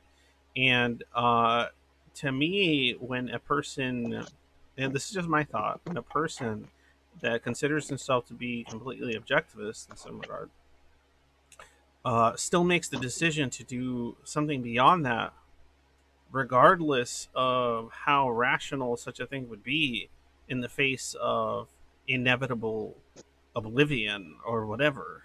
To me, that shows that there's some sign of an almost irrational faith in something larger, even it makes zero sense. I feel like I could be, like I have sort of a spiritual mind, but just my development path stopped me from ever developing that sort of thought, and No, instead I went that's towards kind of what I'm hyper. talking about. Yeah, yeah, Yeah, that's it's that exactly. yeah, that's really interesting to me. Like I find that kind of shit interesting. Like It's that. like rationally I see that there's rationally I think materially on a rational level, and emotionally I don't want to really accept that. You don't have to. And honestly, in my belief, a lot of this materialist rationale could be, and it could be the opposite, right? There's no way to know whether we don't know who's coping. Is what I'm saying. That's what's interesting about it to me. I might be coping with my beliefs, and the materialists might be coping in their beliefs when it comes to the impossibility of anything outside of what current scientific development could quantify or understand. So that's interesting to me. Like who's coping? Maybe both are. I don't know.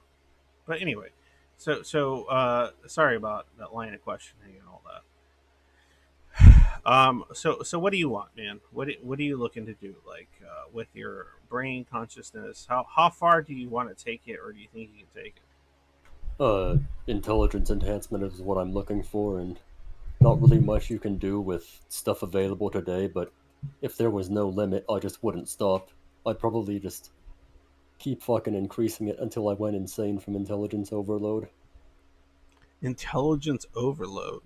What is it? What does that even mean? And why would you go insane? Would you mean like you're Well, it's running? just it's a joke because I did the same fucking thing with LSD. Oh, like because I'm guessing if you're able to modify and increase your intelligence, then you're saying that your intelligence would increase, but your emotional capacity or ability to deal with it emotionally wouldn't increase along with it, and so it would lead to some form of insanity. Basically, the idea is like fucking people with 200 IQ already just like they often have a hard time coping. All these child prodigies just because they can't really relate to anyone their age, Yeah, and they're they all end up fucked up. growing I up mean, you don't have unfulfilled. 200 IQ. All the fucking people I talk to, all those always can't. 200 IQ look like as a neurotypical, as a schizo, or as an autist. You know what I'm saying? Like intelligence and cognition style may differ significantly. Right.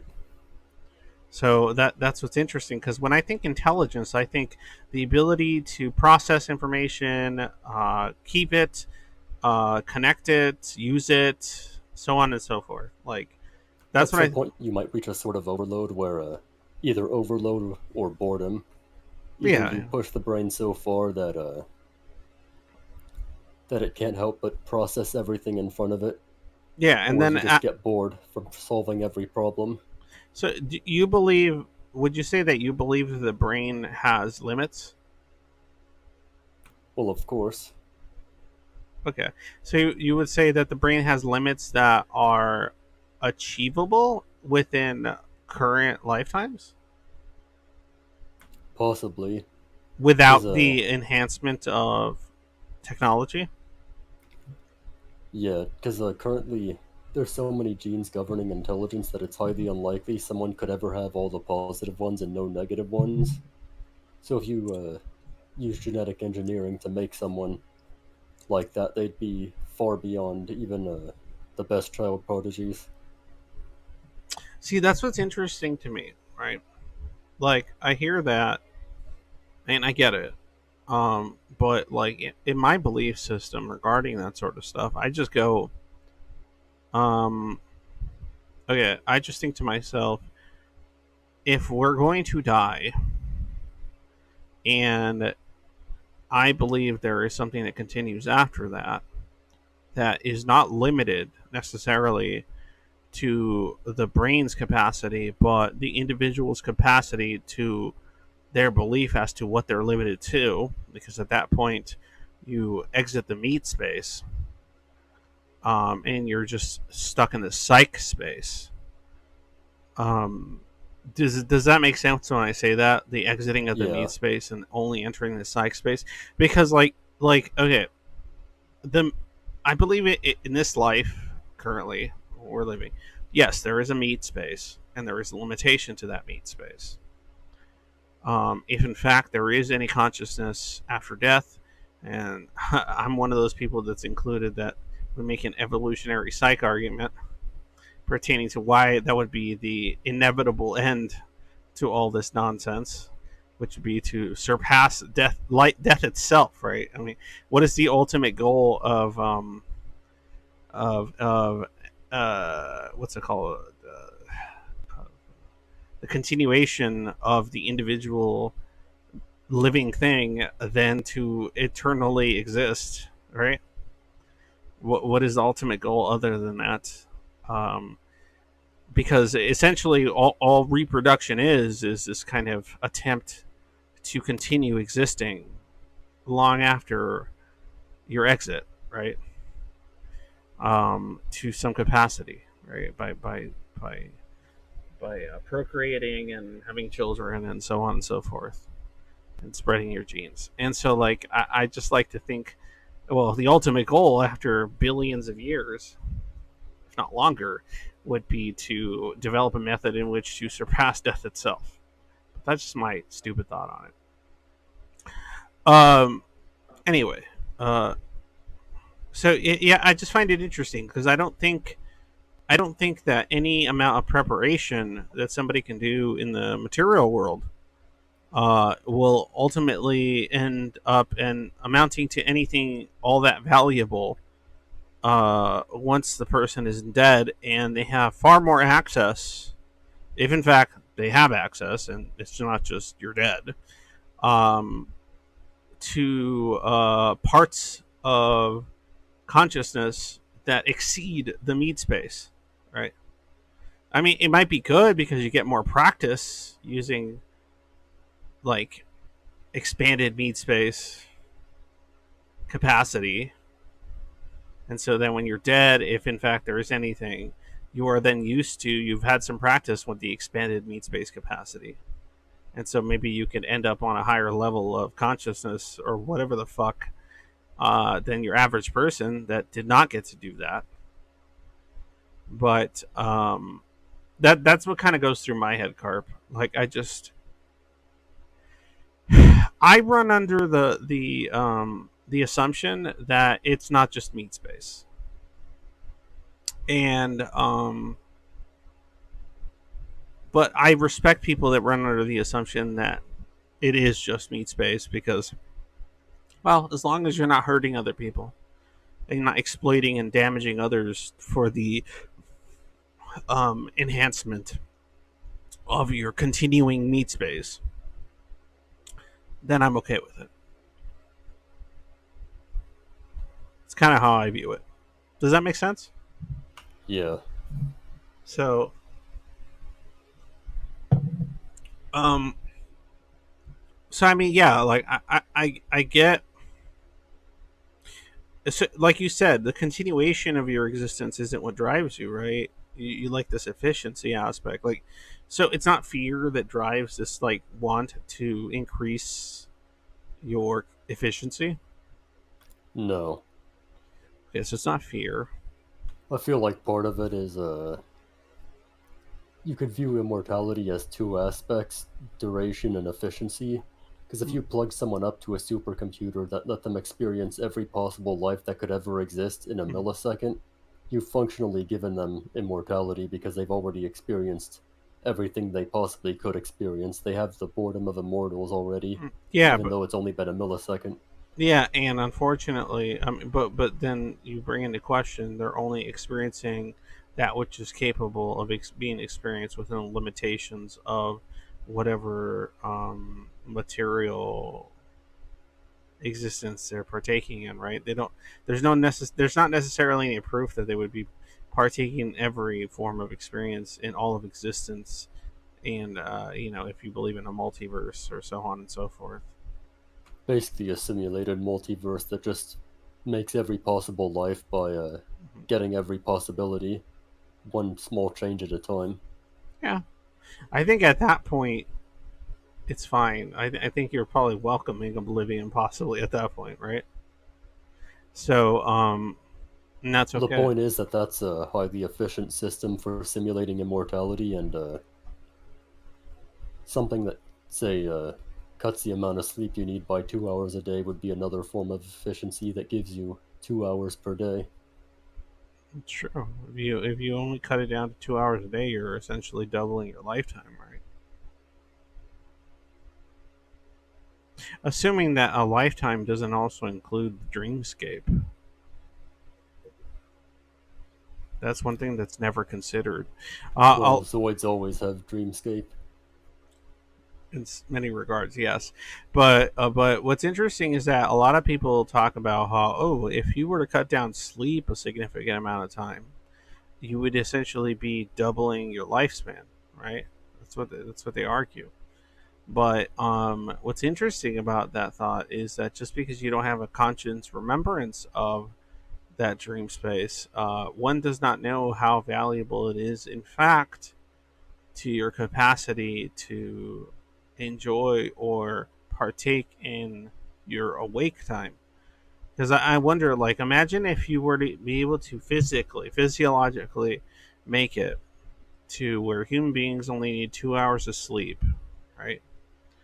But then some other aspects that are not quite, that are more psychological and less tangible, that aren't physiological, aren't being satiated, and that individual becomes off tilt. Does that make sense? Yeah. Yeah, like what if like there's aspects to it that aren't just physiological sleep, but something else that occurs during sleep that we don't fully comprehend. That is a requirement of being able to partake in the material life on a consistent basis. Um, that's something interesting to me. That's something I like to think about. Well, thank you, Carp, for bringing that up. I know you probably wanted to go into a little bit of the technological details of how that It's might fine. function, but I think we kind of got to the root of the matter as far as like what we're talking about, like what it is that you're trying to manage here. If that makes sense. Um, Yeah. uh, okay. So I know the next person that jumped on here was Just an Apple. Hey, it's a Just an Apple. Is there anything you want to talk about or mention regarding any of these subjects? No, Okay. I don't come up with any. You don't come up with anything? No, No, no. Are you just saying that, or is that like what's available to you right now? Because I'm pretty sure you come up with a lot of things. yeah, maybe. That's okay. All right. It's But just like it's different. it's different. You said. I want to hear what's different. I Oh, don't know. It's different when I'm talking with people. My mind works differently. oh yeah, I totally get that. It's very weird. No, it's not weird. It's totally reasonable. I talked to a lot of people. Are you diagnosed schizoid, by the way? No, Okay. Well, regardless of that, I talked to a lot of people that tell me that um, when they speak vocally, it's far more difficult for them to convey whatever data is inside their mind than it is when they type it, say, or write it. Um, and Yeah.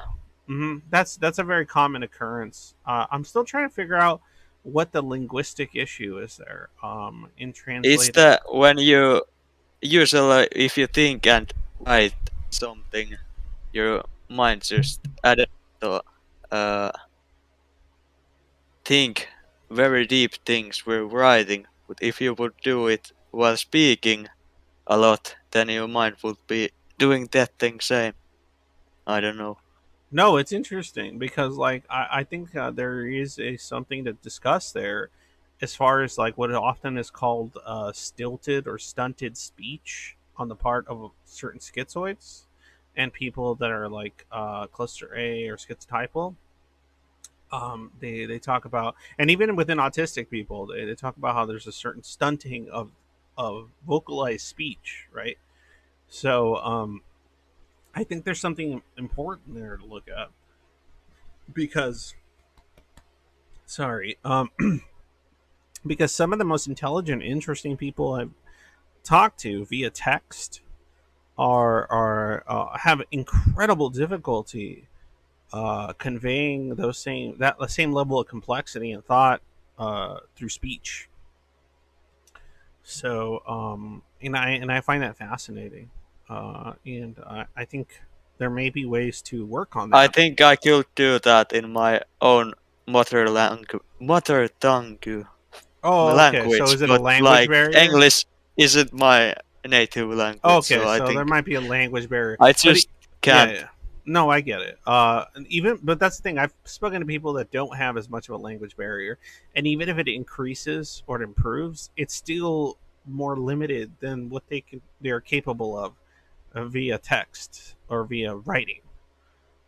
There's Yeah, and I know. it doesn't just extend beyond that. It extends into visual mediums as well. Like I know individuals that could produce very complex pieces of art, but when you when you ask them to communicate their feelings on any matter, it's far more difficult for them to kind of speak or even write those complex feelings. Yet their art depicts a significant amount of complexity. Uh, I think it's because right brain lobes are responsible for like artistic thinking and so on, while the left lobe is responsible for talking and doing step by step tasks. oh, okay. Well, I mean, yeah, definitely might be a left-right brain dynamic there that is involved, and that's why I talk about like some of the more. Sometimes when I mention my more odd beliefs, whatever, I like to think that when and I'm just talking for myself. Don't take this seriously. I like to think that when somebody like it's just an apple, which is you, is a person of less living format, that those left right brain difficulties are what gets alleviated. That's what I like to believe. I know it sounds like bullshit, but I like to believe that the I guess non meat brain or meat space inhibited version of a person like you would be able to use all forms or aspects of your consciousness in order to kind of convey the complexities of your individual personality and beliefs and thoughts and experiences. So, but that's just me. That's just me. That's the subject of today. So, but thank you. It's just an apple for hopping in and having a few words. Um, I think either Deuces or Karyotype jumped in after. I'm not too sure who was first, but I'm gonna talk. I'm only gonna talk to Deuces first because their mic's unmuted. What's up, Deuces? Hey, Papa. What the fuck, Papa? I'm Papa now. I don't know. Nah, that's cool, man. I'll be your daddy. But like this just laughs. Do you like that kind of voice? Oh, baby, what can I say? I'll be your beard. I'll be your big bearded daddy. Don't worry. That's You soothing. couldn't handle it. Oh, this. Hey, you don't know what I can handle, this. You should meet my wife. I managed to handle her. Holy I bet shit. we could have some good conversations. Now, let me sit here and shut up. No. My wife is a beautiful, amazing woman, but my wife is a strong, thick-minded, stubborn woman, and I love that about her. So, and so I'm very, I can handle plenty, is all I'm saying. In any case, Anyway, the other guy was saying what? Deuces. What's up, man? What are you on here for? What do you want to talk about? You got some cool ghost, paranormal, weird, metaphysical experiences, thoughts, feelings, whatever?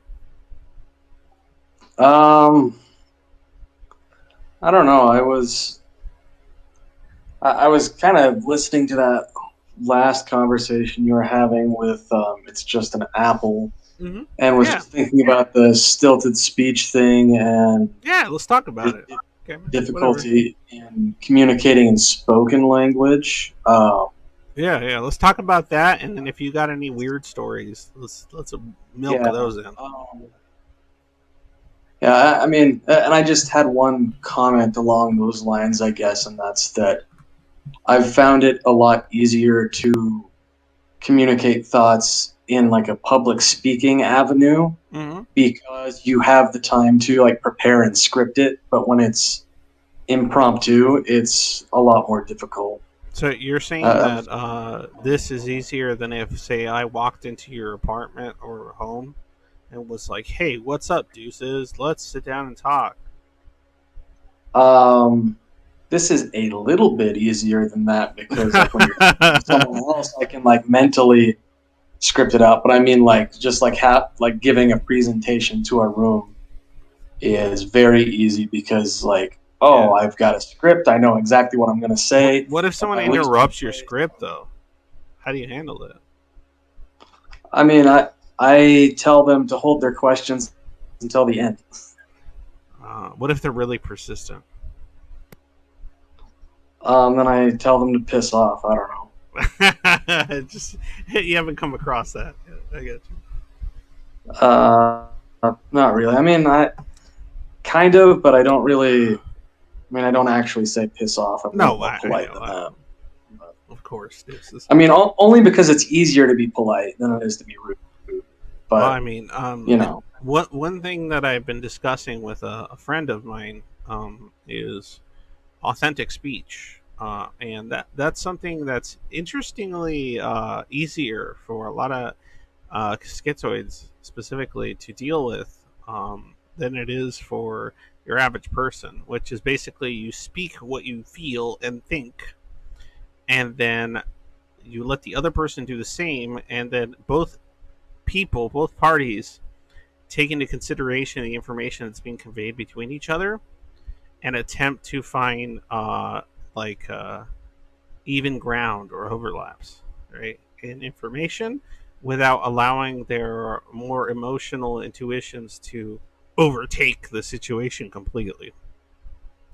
So it's actually a very interesting thing that I think is a lot easier for a lot of schizoids that I've seen than it is in certain contexts, right? Not all contexts, because there are certain things that the schizoid is oftentimes very, very sensitive to, that they can become incredibly, I guess, just as emotionally irrational as the people that sometimes they miscast as being so emotional and stuff when they're presented with a certain context.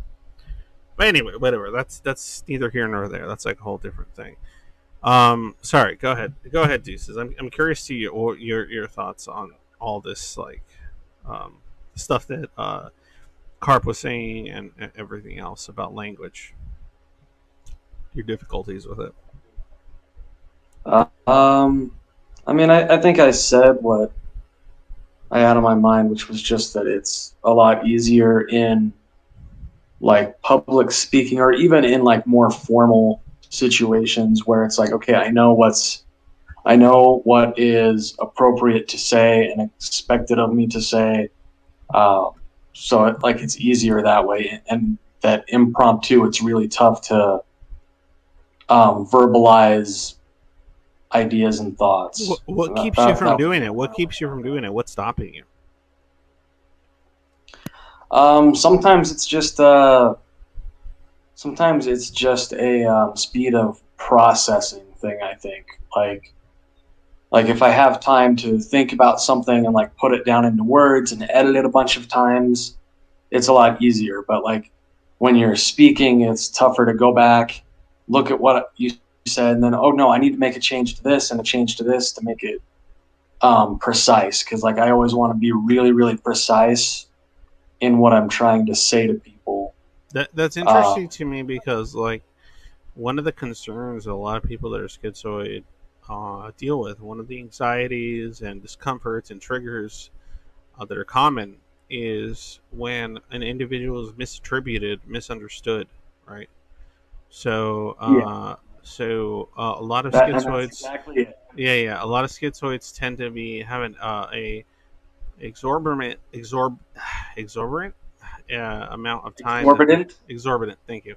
Amount of time that they spend on being as acute as possible in their speaking because they have a concern for being misunderstood or misattributed, and so they do everything in their power to avoid such a situation because that situation in particular is very disconcerting for a lot of schizoids. It's more perturbing than a lot of things that a lot of people would consider to be something they avoid, right? They avoid that at the same. I would say at almost the same. They put in the same level of concern that like your neurotypical person would put toward like not being shamed socially by their peers. I would say Right. that like the amount of concern that your average person puts in not having their peer groups shame them because of what they're saying and doing is similar to the amount of concern that a lot of people that are schizoid put into not being misunderstood or misattributed or miscalculated in some fashion regarding their words and their experiences and what they're trying to convey.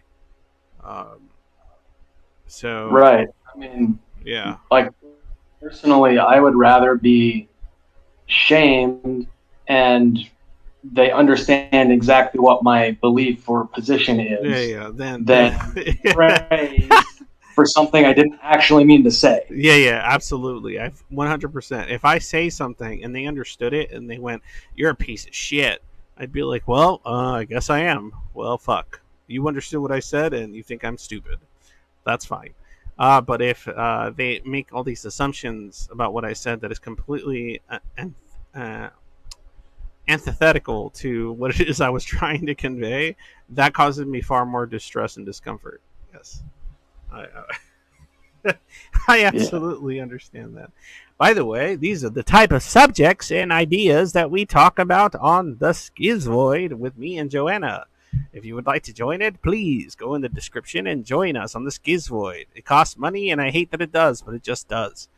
And we can talk about these subjects more specifically. But because this is a stream, I would like to get back on the subject matter of the stream. And I'm curious, Deuces, do you have anything to talk about in regards to your beliefs or experiences pertaining to, I guess, what would be considered odd or strange or the metaphysical or otherwise? Sure. On this well, I guess this isn't really metaphysical, but it's like surrounding odd beliefs. I don't know that I have any personal beliefs that I think are odd, but I do have a deep interest in odd Yeah, you don't have groups to of think beliefs, they're odd, but your environment the might flat make Earth it odd. people. Yeah, okay. Like the flat Earth people are really interesting to me, but I Okay. don't actually believe the Earth is flat. Okay, For example, what is interesting to you about people that believe in the flat Earth stuff?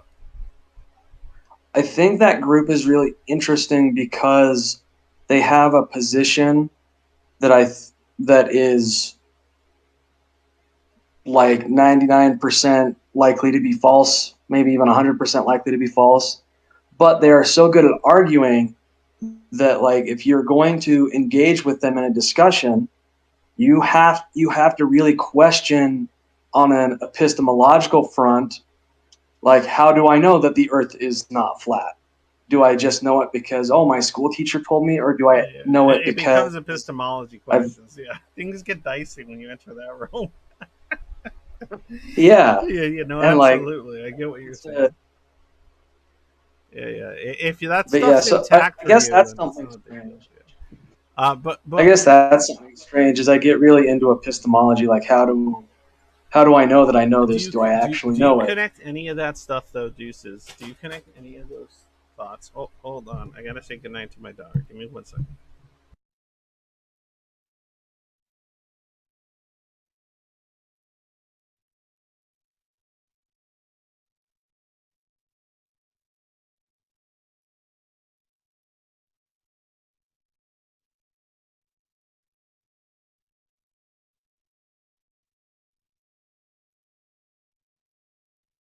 I'm back. Sorry about that.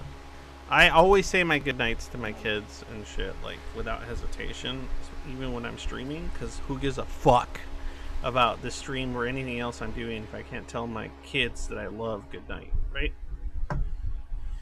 Anyway, Amen. Exactly. so as I was saying, uh, do you connect any of those ideas that you kind of conveyed so far, Deuces, to anything like what are your thoughts regarding um, post death or the spiritual or any of that stuff? Even if it's totally antithetical to anything I've discussed, that's fine.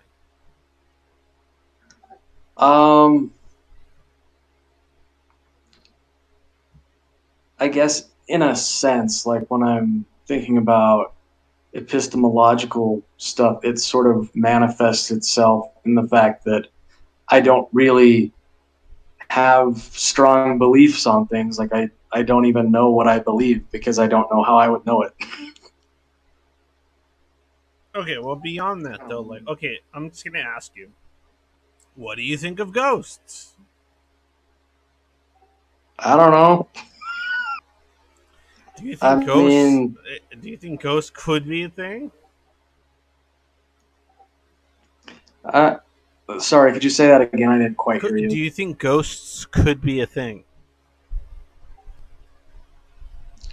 Yeah, they probably could. I'm Okay, why? not sure what mechanism that would be. Um, I don't know. It seems like something that's a little bit outside of the scientific realm of query, so I'm not so ready to say that it is or isn't a Okay, so it's up in the possibility. air. You're a ghost Like I agnostic. think I think there's a possibility that ghost sightings could be explained by like hypnagogic hallucinations, but Okay, but cool. not every ghost sighting is at bedtime. So I've heard everything from hypnagogic hallucination to multiverse theories regarding string theory and associated that like all people are seeing when they see ghosts are other people in other dimensions, not an afterlife. I, Uh, I guess like along those lines, this was a long time ago, but yeah. when I was in school and psychology was my field of study, I can't even remember what class it was for, but I wrote like my midterm paper on like forming a hypothesis that alien abduction stories may be best explained by sleep paralysis.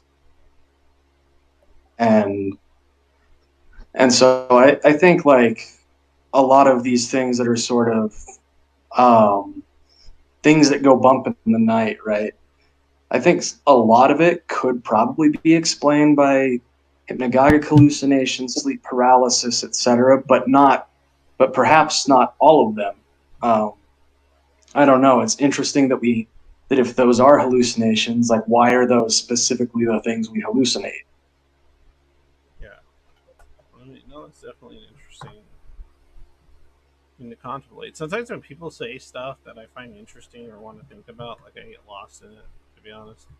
And then I have to. It'd be like Middle Earth. Wait, I think somebody else. Never mind. Okay. Yeah. No. Because I'll get lost in something somebody says that might trigger certain levels of loose association in my mind. And then I'm just like, I have to keep myself from drifting off into the ether, if you will, because I'm on a stream, which can be difficult. Because then, like, something in my brain is going, "Oh, this is more interesting than talking on a stream." so, so it can be kind of a difficulty. Okay, so let me ask Gunny. Hey, Gunny, I see you're on too. Is there anything you want to contribute to all this nonsense that I wanted to discuss? I like that none of this is turned into like just like the closest I've gotten to what it is that I was attempting was Polly Ziss telling the cool story, and then some of like the theory stuff. But like, it's just funny. It's just funny. Like, I was trying to like make some fucking Art Bell style fucking shit happen on my stream today. And as usual, I love that I get like a completely different direction here. It's so good. Gunny, do you have anything to speak on before I continue? Um, just here to tell you that I disagree with your take on evolution. I think your beard is dirty and you're stinky. Bye. Oh wait. Oh no, Gunny, don't leave. Okay, I'm back. I was like, holy shit. Okay, why is my take stinky? Uh, well, that's because, like, first of all, you implied there was a goal to evolution. Oh, I already fucked up. I know what you're gonna say. Yeah. Yeah. Okay, continue.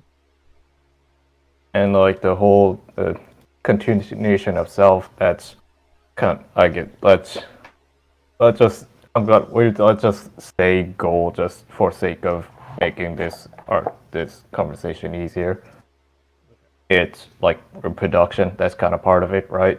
Uh-huh.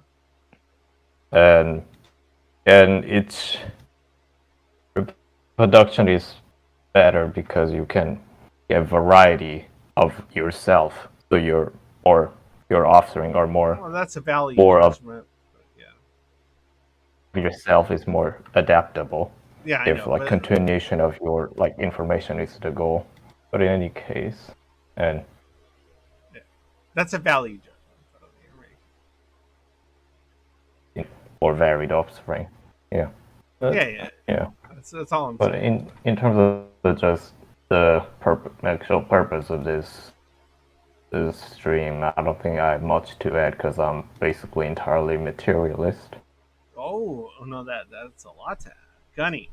So you're entirely materialist. So if you're entirely materialist based on what I understand of somebody that would be materialist, at least within this current paradigm, uh, Gunny, you think when you're dead, you're just gone. It's all over. It's fucking you're just dead.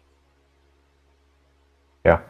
Okay, cool, Because interesting. I believe consciousness is just emergent property of It's all meat space. neurons Meat firing. space. Meat space. Right? Yeah. You're a meat space believer. 100% meat space. Um, okay, I'm curious though. Do you believe that anything or anything that motivates you to continue forward, regardless of believing that it's all meat space, is because the meat space itself is programmed to make you continue forward, regardless of it all being meat space?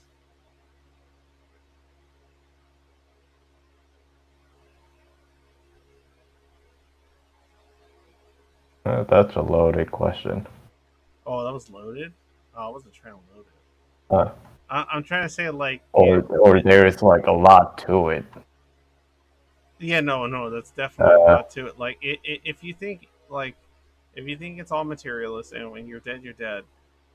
What is causing you to continue forward, even though it's all just meaningless meat space?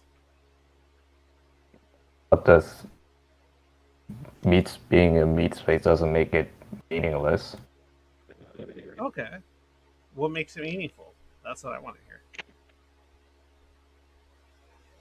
Well,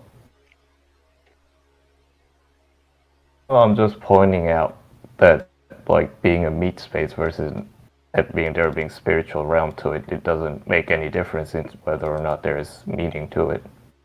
Okay, so are you saying that neither has meaning and it's equal in its lack of meaning, or are you saying they're both just as meaningful?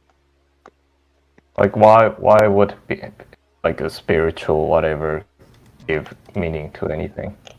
Well, I don't know. It gives meaning to a ton of people in some degree or another. At least that's how they feel. Um, but I'm curious. Are you saying that both of them are equal, or neither is meaningful? There's nothing inherently like Okay. like meaningful, meaningless in spirituality versus meat space. Um, does anything have to have inherent meaning? You know? Okay. Cool. Can subjective meaning be valuable to the individual? Any meaning is just kind of imbued. Is that okay? Yeah. Okay. So, It's like just kind of um, I guess I'm more bordering on like existentialism, absurdism type of area, but yeah, yeah. that's fine. It's perfectly fine. So, what theoretically? Let's just go hypothetical. If Gunny, we're just having fun. I'm not trying to fucking impose anything on anybody. I'm just having theoretical world building time. Um, Gunny, if you kick the bucket and like say you're like 70 and you've gotten all your fucking education done and you're a great success in your life in whatever capacity that entails, even with dealing with the mental health stuff that we often deal with, and then you're dead, you're on your deathbed, you're gone, heart stops, brain stops, but yet for whatever reason your consciousness persists. Okay, because if it doesn't, it doesn't matter, right? It's all done anyway, so who cares? Converse the topic is moot. But if it does, how what do you do? What do you think about? What do you manage there? What would be the next step? Well, in this entirely hypothetical situation, I Yes. would just think, I guess I was wrong. I'm just trying to see what's up. What can I do? Where am I?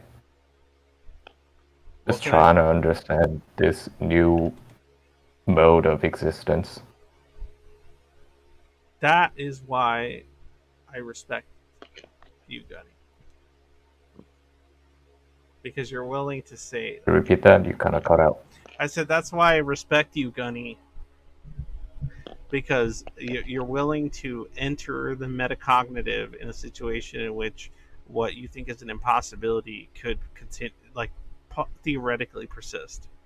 Like the fact that you even gave that answer is what makes me go, "That's awesome, Gunny. Yeah, That's badass. That makes you thanks. badass in my book." Even if as far as that topic goes, it's probably as far as we can go. Um, but yeah, cool. Um, I mean, because like I'm a person that goes like, oh, I don't know anything. It's just a classic, right? Like, what the fuck? Like, I think I know a bunch of stuff, and it might just be bullshit, and so that's the end of that. But I just hold on to whatever I hold on to, whether it's cope or not. Well, I mean, I'll never know, especially if it's subconscious in some capacity. Um, okay, let's see here. God, man, like I feel like this subject's so interesting to me and fascinating that like somebody could build an entire channel and stream just based off of the subject alone. And that's what's fascinating. Like, and what I find really interesting. Okay, this is what I find especially interesting. I'm getting more people on here talking to me than I do when I talk about just more very like I guess interpersonal slash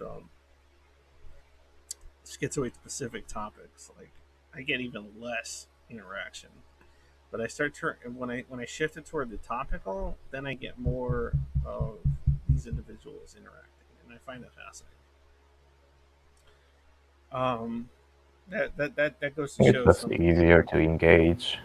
Yeah, it might be easier to engage, or it might just be where their hearts are at, or whatever you want to call it. Ah, anyway, hey, is this? Sorry, I've had you on hold for a bit. Is there any? I would love to end it on the story if you have any more. Nothing as concrete. Oh, it doesn't have to be concrete. I don't give a shit. I can tell you why I'm a believer in an afterlife. Yeah, hell yeah. Let's do it. Let's go, sis. I want to Are hear it. you familiar with something called Pascal's wager? Yes, somewhat. Yes. Remind me and for the people listening. Basically, it is, if Oh, for okay. Yeah, yeah, no other reason, a yeah. belief in an afterlife, whether you want to call it God or whatever the hell you want to call it, boils down to which way would you rather be wrong. Look at the consequences, and which way would you rather be wrong. Yeah. So my belief in God basically comes from keeping most of my bases covered. Gotcha, So, gotcha. It's just a self-preservation methodology, right? I realize I don't know everything. Mm-hmm. I realize there's a lot out there that I probably will never understand. So be it. And I figure a belief in God is not going to hurt me if there's nothing after life. Because you just But blip out. Yeah. if I believe that there's nothing after life and there is, I Mm-hmm. could be in deep shit. Yeah, what's interesting about my perspective on that matter, and this is what makes me, I guess, even insane amongst people that even go down the Pascal's wager route, like you've described, is that I kind of take a step beyond that personally. I go, okay, so if it means that I have to believe this thing, even if it's true or not, about this, entity or this deity, in order to avoid being in deep shit, as you described, I would prefer to be in deep shit because I think this entire system and management of how all of this works, considering the context and the difficulties that it all comes with, is bullshit. And fuck you if you're going to punish me for that. I'll gladly burn in the hell you've provided me. More So power to you, brother. I don't like pain. no, it's just not about pain. It's about just sheer spite of my own existence. Like I just go fuck you, fuck this idea that you can create rules and regulations outside of my purview in any capacity that I can't consciously remember ever signing up to. And why the fuck I would with this knowledge, I don't know. And you're gonna fucking hold me up to this contract that you've made for your fucking self under some rules and regulations that you've constructed via your own anecdotal experience, whether it's godlike or otherwise. Fuck you. Fuck you. Fuck your rules. Fuck your punishments. I don't give a fuck. That's me. So I'm like, I just in my head I just go like I've told many people, if Jesus himself came down and said, I'm the Son of God, this is the Trinity, or whatever the fuck, I'd just be like, cool, man. Like, thanks a lot for, helping making this, whatever this is, as far as on Earth goes. But I don't really buy this whole, like, you think you understand that you're, like, the ultimate pinnacle of all existence. Sorry, bud. Like, you're probably coping too with your own existence in some capacity that I don't understand. So I'm just gonna go ahead and do my own thing. but respect. Because if you are in fact a god that understands the complexities of the human mind, since you're the one that made them, then you should completely comprehend and empathize with the idea that I don't want to worship you. And if you can't do that, then you're pretty fucking pathetic and short-sighted. So that's my thought. I agree. That's like my thought on it. Like, it's just like, I don't understand the idea of a god that requires worship, because then that means they're a fucking low IQ fucking deity. Like if you create a being and subject their default mode of being is infinite, like, well, I'm guessing infinite suffering, and only way out is sucking their spiritual dick, I think that's kind of fucked up. No, yeah, but They that in itself not. is evidence to me that they are limited themselves and I almost said phallic because he said dick sucking, but fallacious in their motivations and the truth that they're espousing.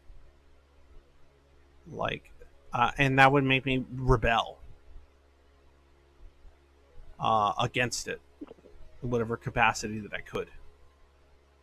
Because fuck that. It's kind of the equivalency of what you were describing of going through the smoke and saving the person, only on a more metaphysical level. It's fuck you, no.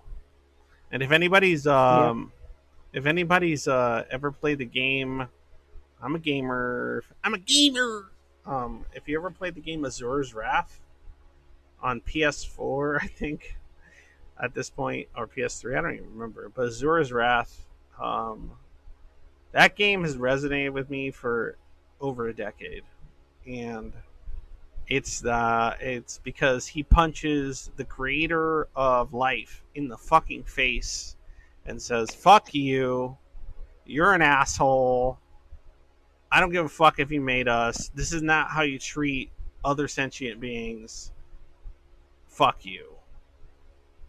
Leave my daughter alone. Leave the people and things I care about alone. Go do your own fucking pompous bullshit elsewhere."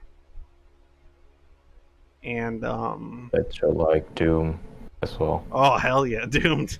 Doom is a more modern or more recent example. Doom Eternal, absolutely. Fuck you. So that's my thought on as far as that reaches. But yeah, it's more complicated than that, obviously, if you want to get into the weird space. Sounds a lot like what a suspect told me one day. There's a group out there that they're not anarchists, they just don't believe that they are responsible to the government. Oh yeah, there and you go. I ran across one of them one day, and it was a situation where he was going to jail. Yeah, okay? Of course. And he gave me damn near that exact speech that you just gave me. But just like on when a more it was local all over, level, right? More local. Yeah, and when it was all over, and I even repeated some of it back to him to make sure I heard him right. And when he finally started to wind down, I said, "Okay, I understand that you feel that way. I can understand how you feel that way and why. But it don't change one fact." And he goes, "What's that?" I said, "You going to jail." Yeah, absolutely. You know? And so I'll be going to hell. And that's fine. Theoretically. Yeah, and that's fine by So me. That's fine by me. That's why it's Pascal's wager. Yeah. That's why it's a wager. And you know what I say? I tell Pascal, "You're a little bitch." That's what I tell Pascal. Pascal, you're a little bitch. Stand up for yourself. Man, I hear you complaining about all the rules for the game, but no matter what you say, part of Pascal's wager says that no matter what you say, you're still subject to the outcome of the game. Fuck your game. I'll fucking turn the. You know what I think? You know you what I think? You can go to hell with all of the fuck you want to. Have you ever heard of fucking flipping the board over? That's what I want to do. I'll flip that fucking table over, Monopoly pieces and all. I don't give a shit. I'm done with this bullshit. That's all right. Like I told that guy, No matter what he thought, he was still going to jail. Yeah, unless he suddenly got superpowers and then started shitting all over you guys. Okay, now come on. Hey, you don't know. Yeah, then I just Well, back off and shot his ass. no, yeah, and he deflected like Superman and shit. And then what would you do then? You would just be shitting on. All right, You'd just be with your now finger you're up your playing ass, silly right? little mind games. You just be Now with you're your playing thumb up silly your ass little at the- mind games.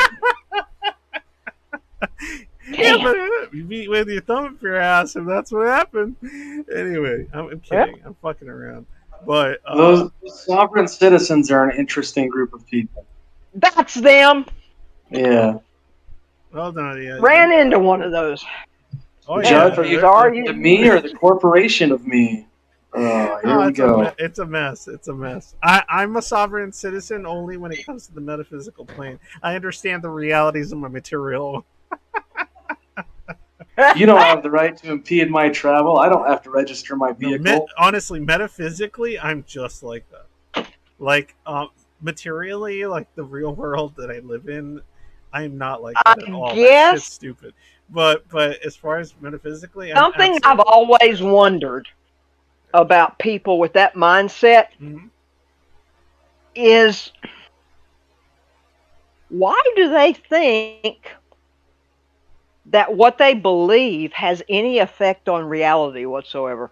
Oh, that's usually because they believe that most aspects of reality are highly subjective to begin with.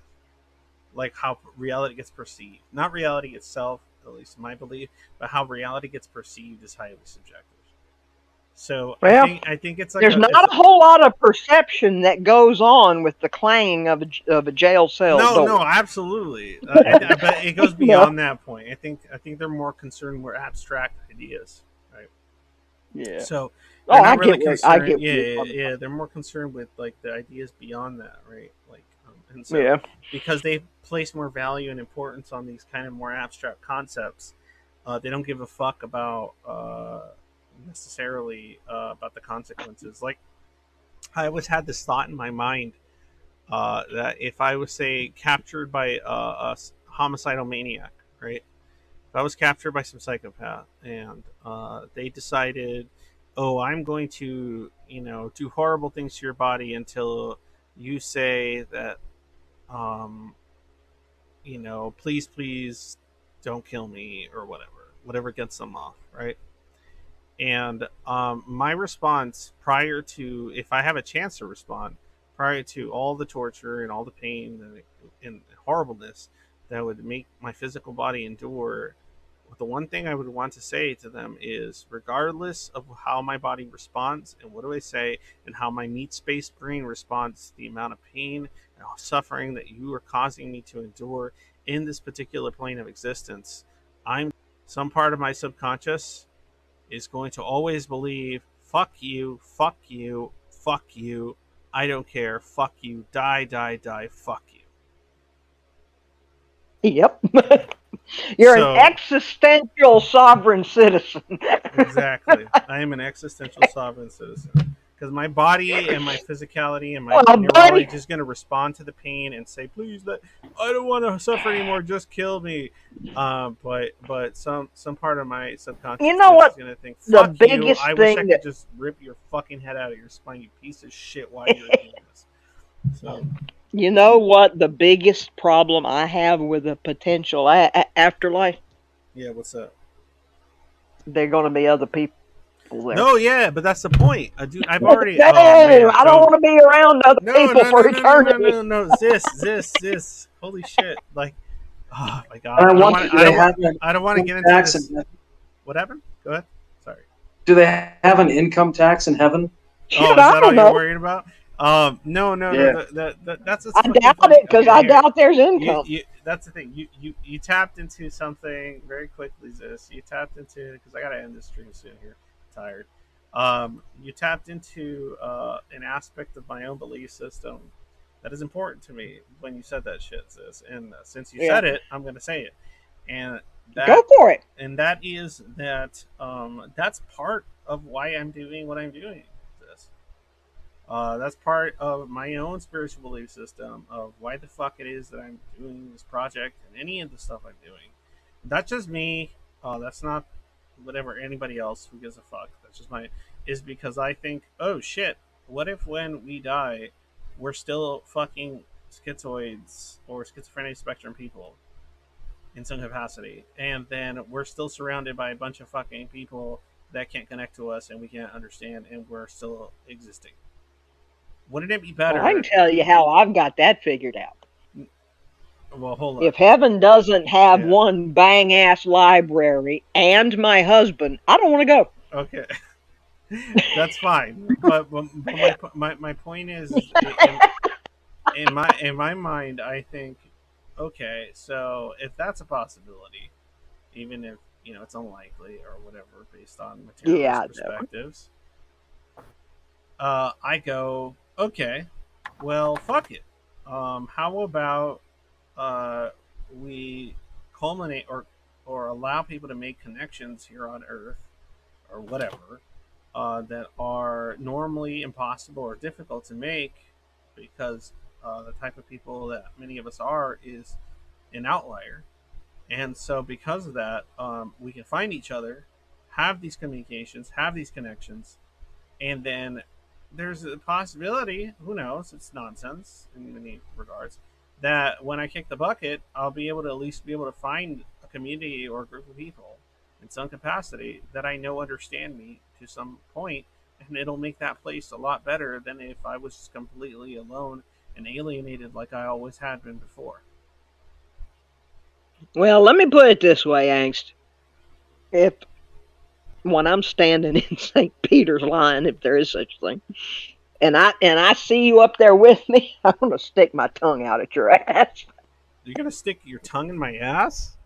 No, I'm gonna stick my I know. tongue out at I'm your fucking with ass. you. I'm just flipping what you said on its head. I'll tell you what, it's past my bedtime, so I'm gonna call it You a pass your night. bedtime, and if I see Yeah. if I'm dead and you're dead and I see you, you're gonna be like, I'm gonna be like, hey, what's up, fucking And I'm Zis? gonna start laughing at you. Yeah, and I'm gonna be like, I was right, bitch. No, I'm just kidding. But see, if I'm not right, then that we'll never see each other again, and that will be an unfulfilled desire of yours. Yeah, but it won't Good be night, unfulfilled y'all. because I'll be gone, so it doesn't matter. All right, peace out. All right, bye bye. Good night. Good night. All right, guys. Well, it's been a good stream. I kind of wanted to get into some other subjects, but whatever. It is what it is.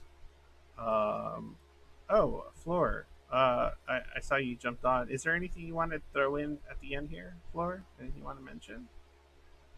No. Love it. I love that you jump on just to say no. It's so good.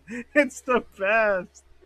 I love schizoids, man. I'm sorry. I know that's disgusting for me to say, but like, I fucking love it, dude. Like, I love that I could just, I can have some person that's fucking on the possibly. I don't know. I don't know everybody, but if you're on the schizo spectrum in some capacity, and you just jump onto this fucking stream, and then I just ask, "Oh, what are you here for?" I don't know. No. So good. So Oh, good. What were you gonna say? you asked if I want to say anything. No. It's just amazing that you would jump on a VC during a live stream and answer no. I love it. I love it. That's the best. That shit's the best. Yeah. It's so good. And that's why all Zoids go to heaven. like the movie All Dogs or what? Yeah, that's what I had in mind. Fucking All Dogs Go to Heaven. Classic movie. Up there with Brave Little Toaster. As far as like weird movie animated films that no one's heard of anymore.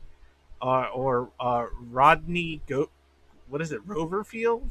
It's like Rodney Dangerfield did an animation called Rodney or Cockadoodle Doo with like this Elvis, like, what was it called? Cockadoodle Doo had this like it was a story of like an Elvis impersonating fucking rooster. God damn. I don't remember the name of it either, but I know what I you're think it was talking called about. Cockadoodle Doo or some shit. Like, there's these weird, or Five Goes West. Like, there's these weird non-Disney animations that like only people that grew up in the fucking '90s know about, because those shits are just gone. Nobody knows about those shits for the most part. All right, guys. Well, thank you for joining me. Thank you for the stream. Oh yeah. I wanted to say, if there's anybody that's ever interested or fucking bored and wants to play some video games with me, because I play stuff like League of Legends or whatever, you can DM me. I'm not saying I'll play with you, but you know, maybe I will. But in any case, yeah, I'm probably gonna chill and get some sleep. Maybe I'll play a game. I think I'll play a game of League. I don't know. We'll see.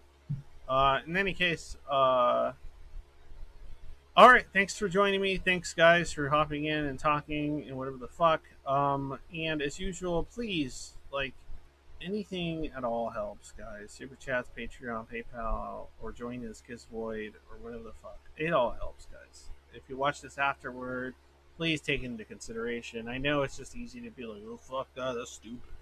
I don't want to do that. Like anything helps. $5, whatever. It all adds up, guys. And lets me keep this shit going. So, thanks a lot, guys. Peace out. And time for the usual outro, which is what is it again? I'm tired. Oh yeah. When day is dark, always remember happy.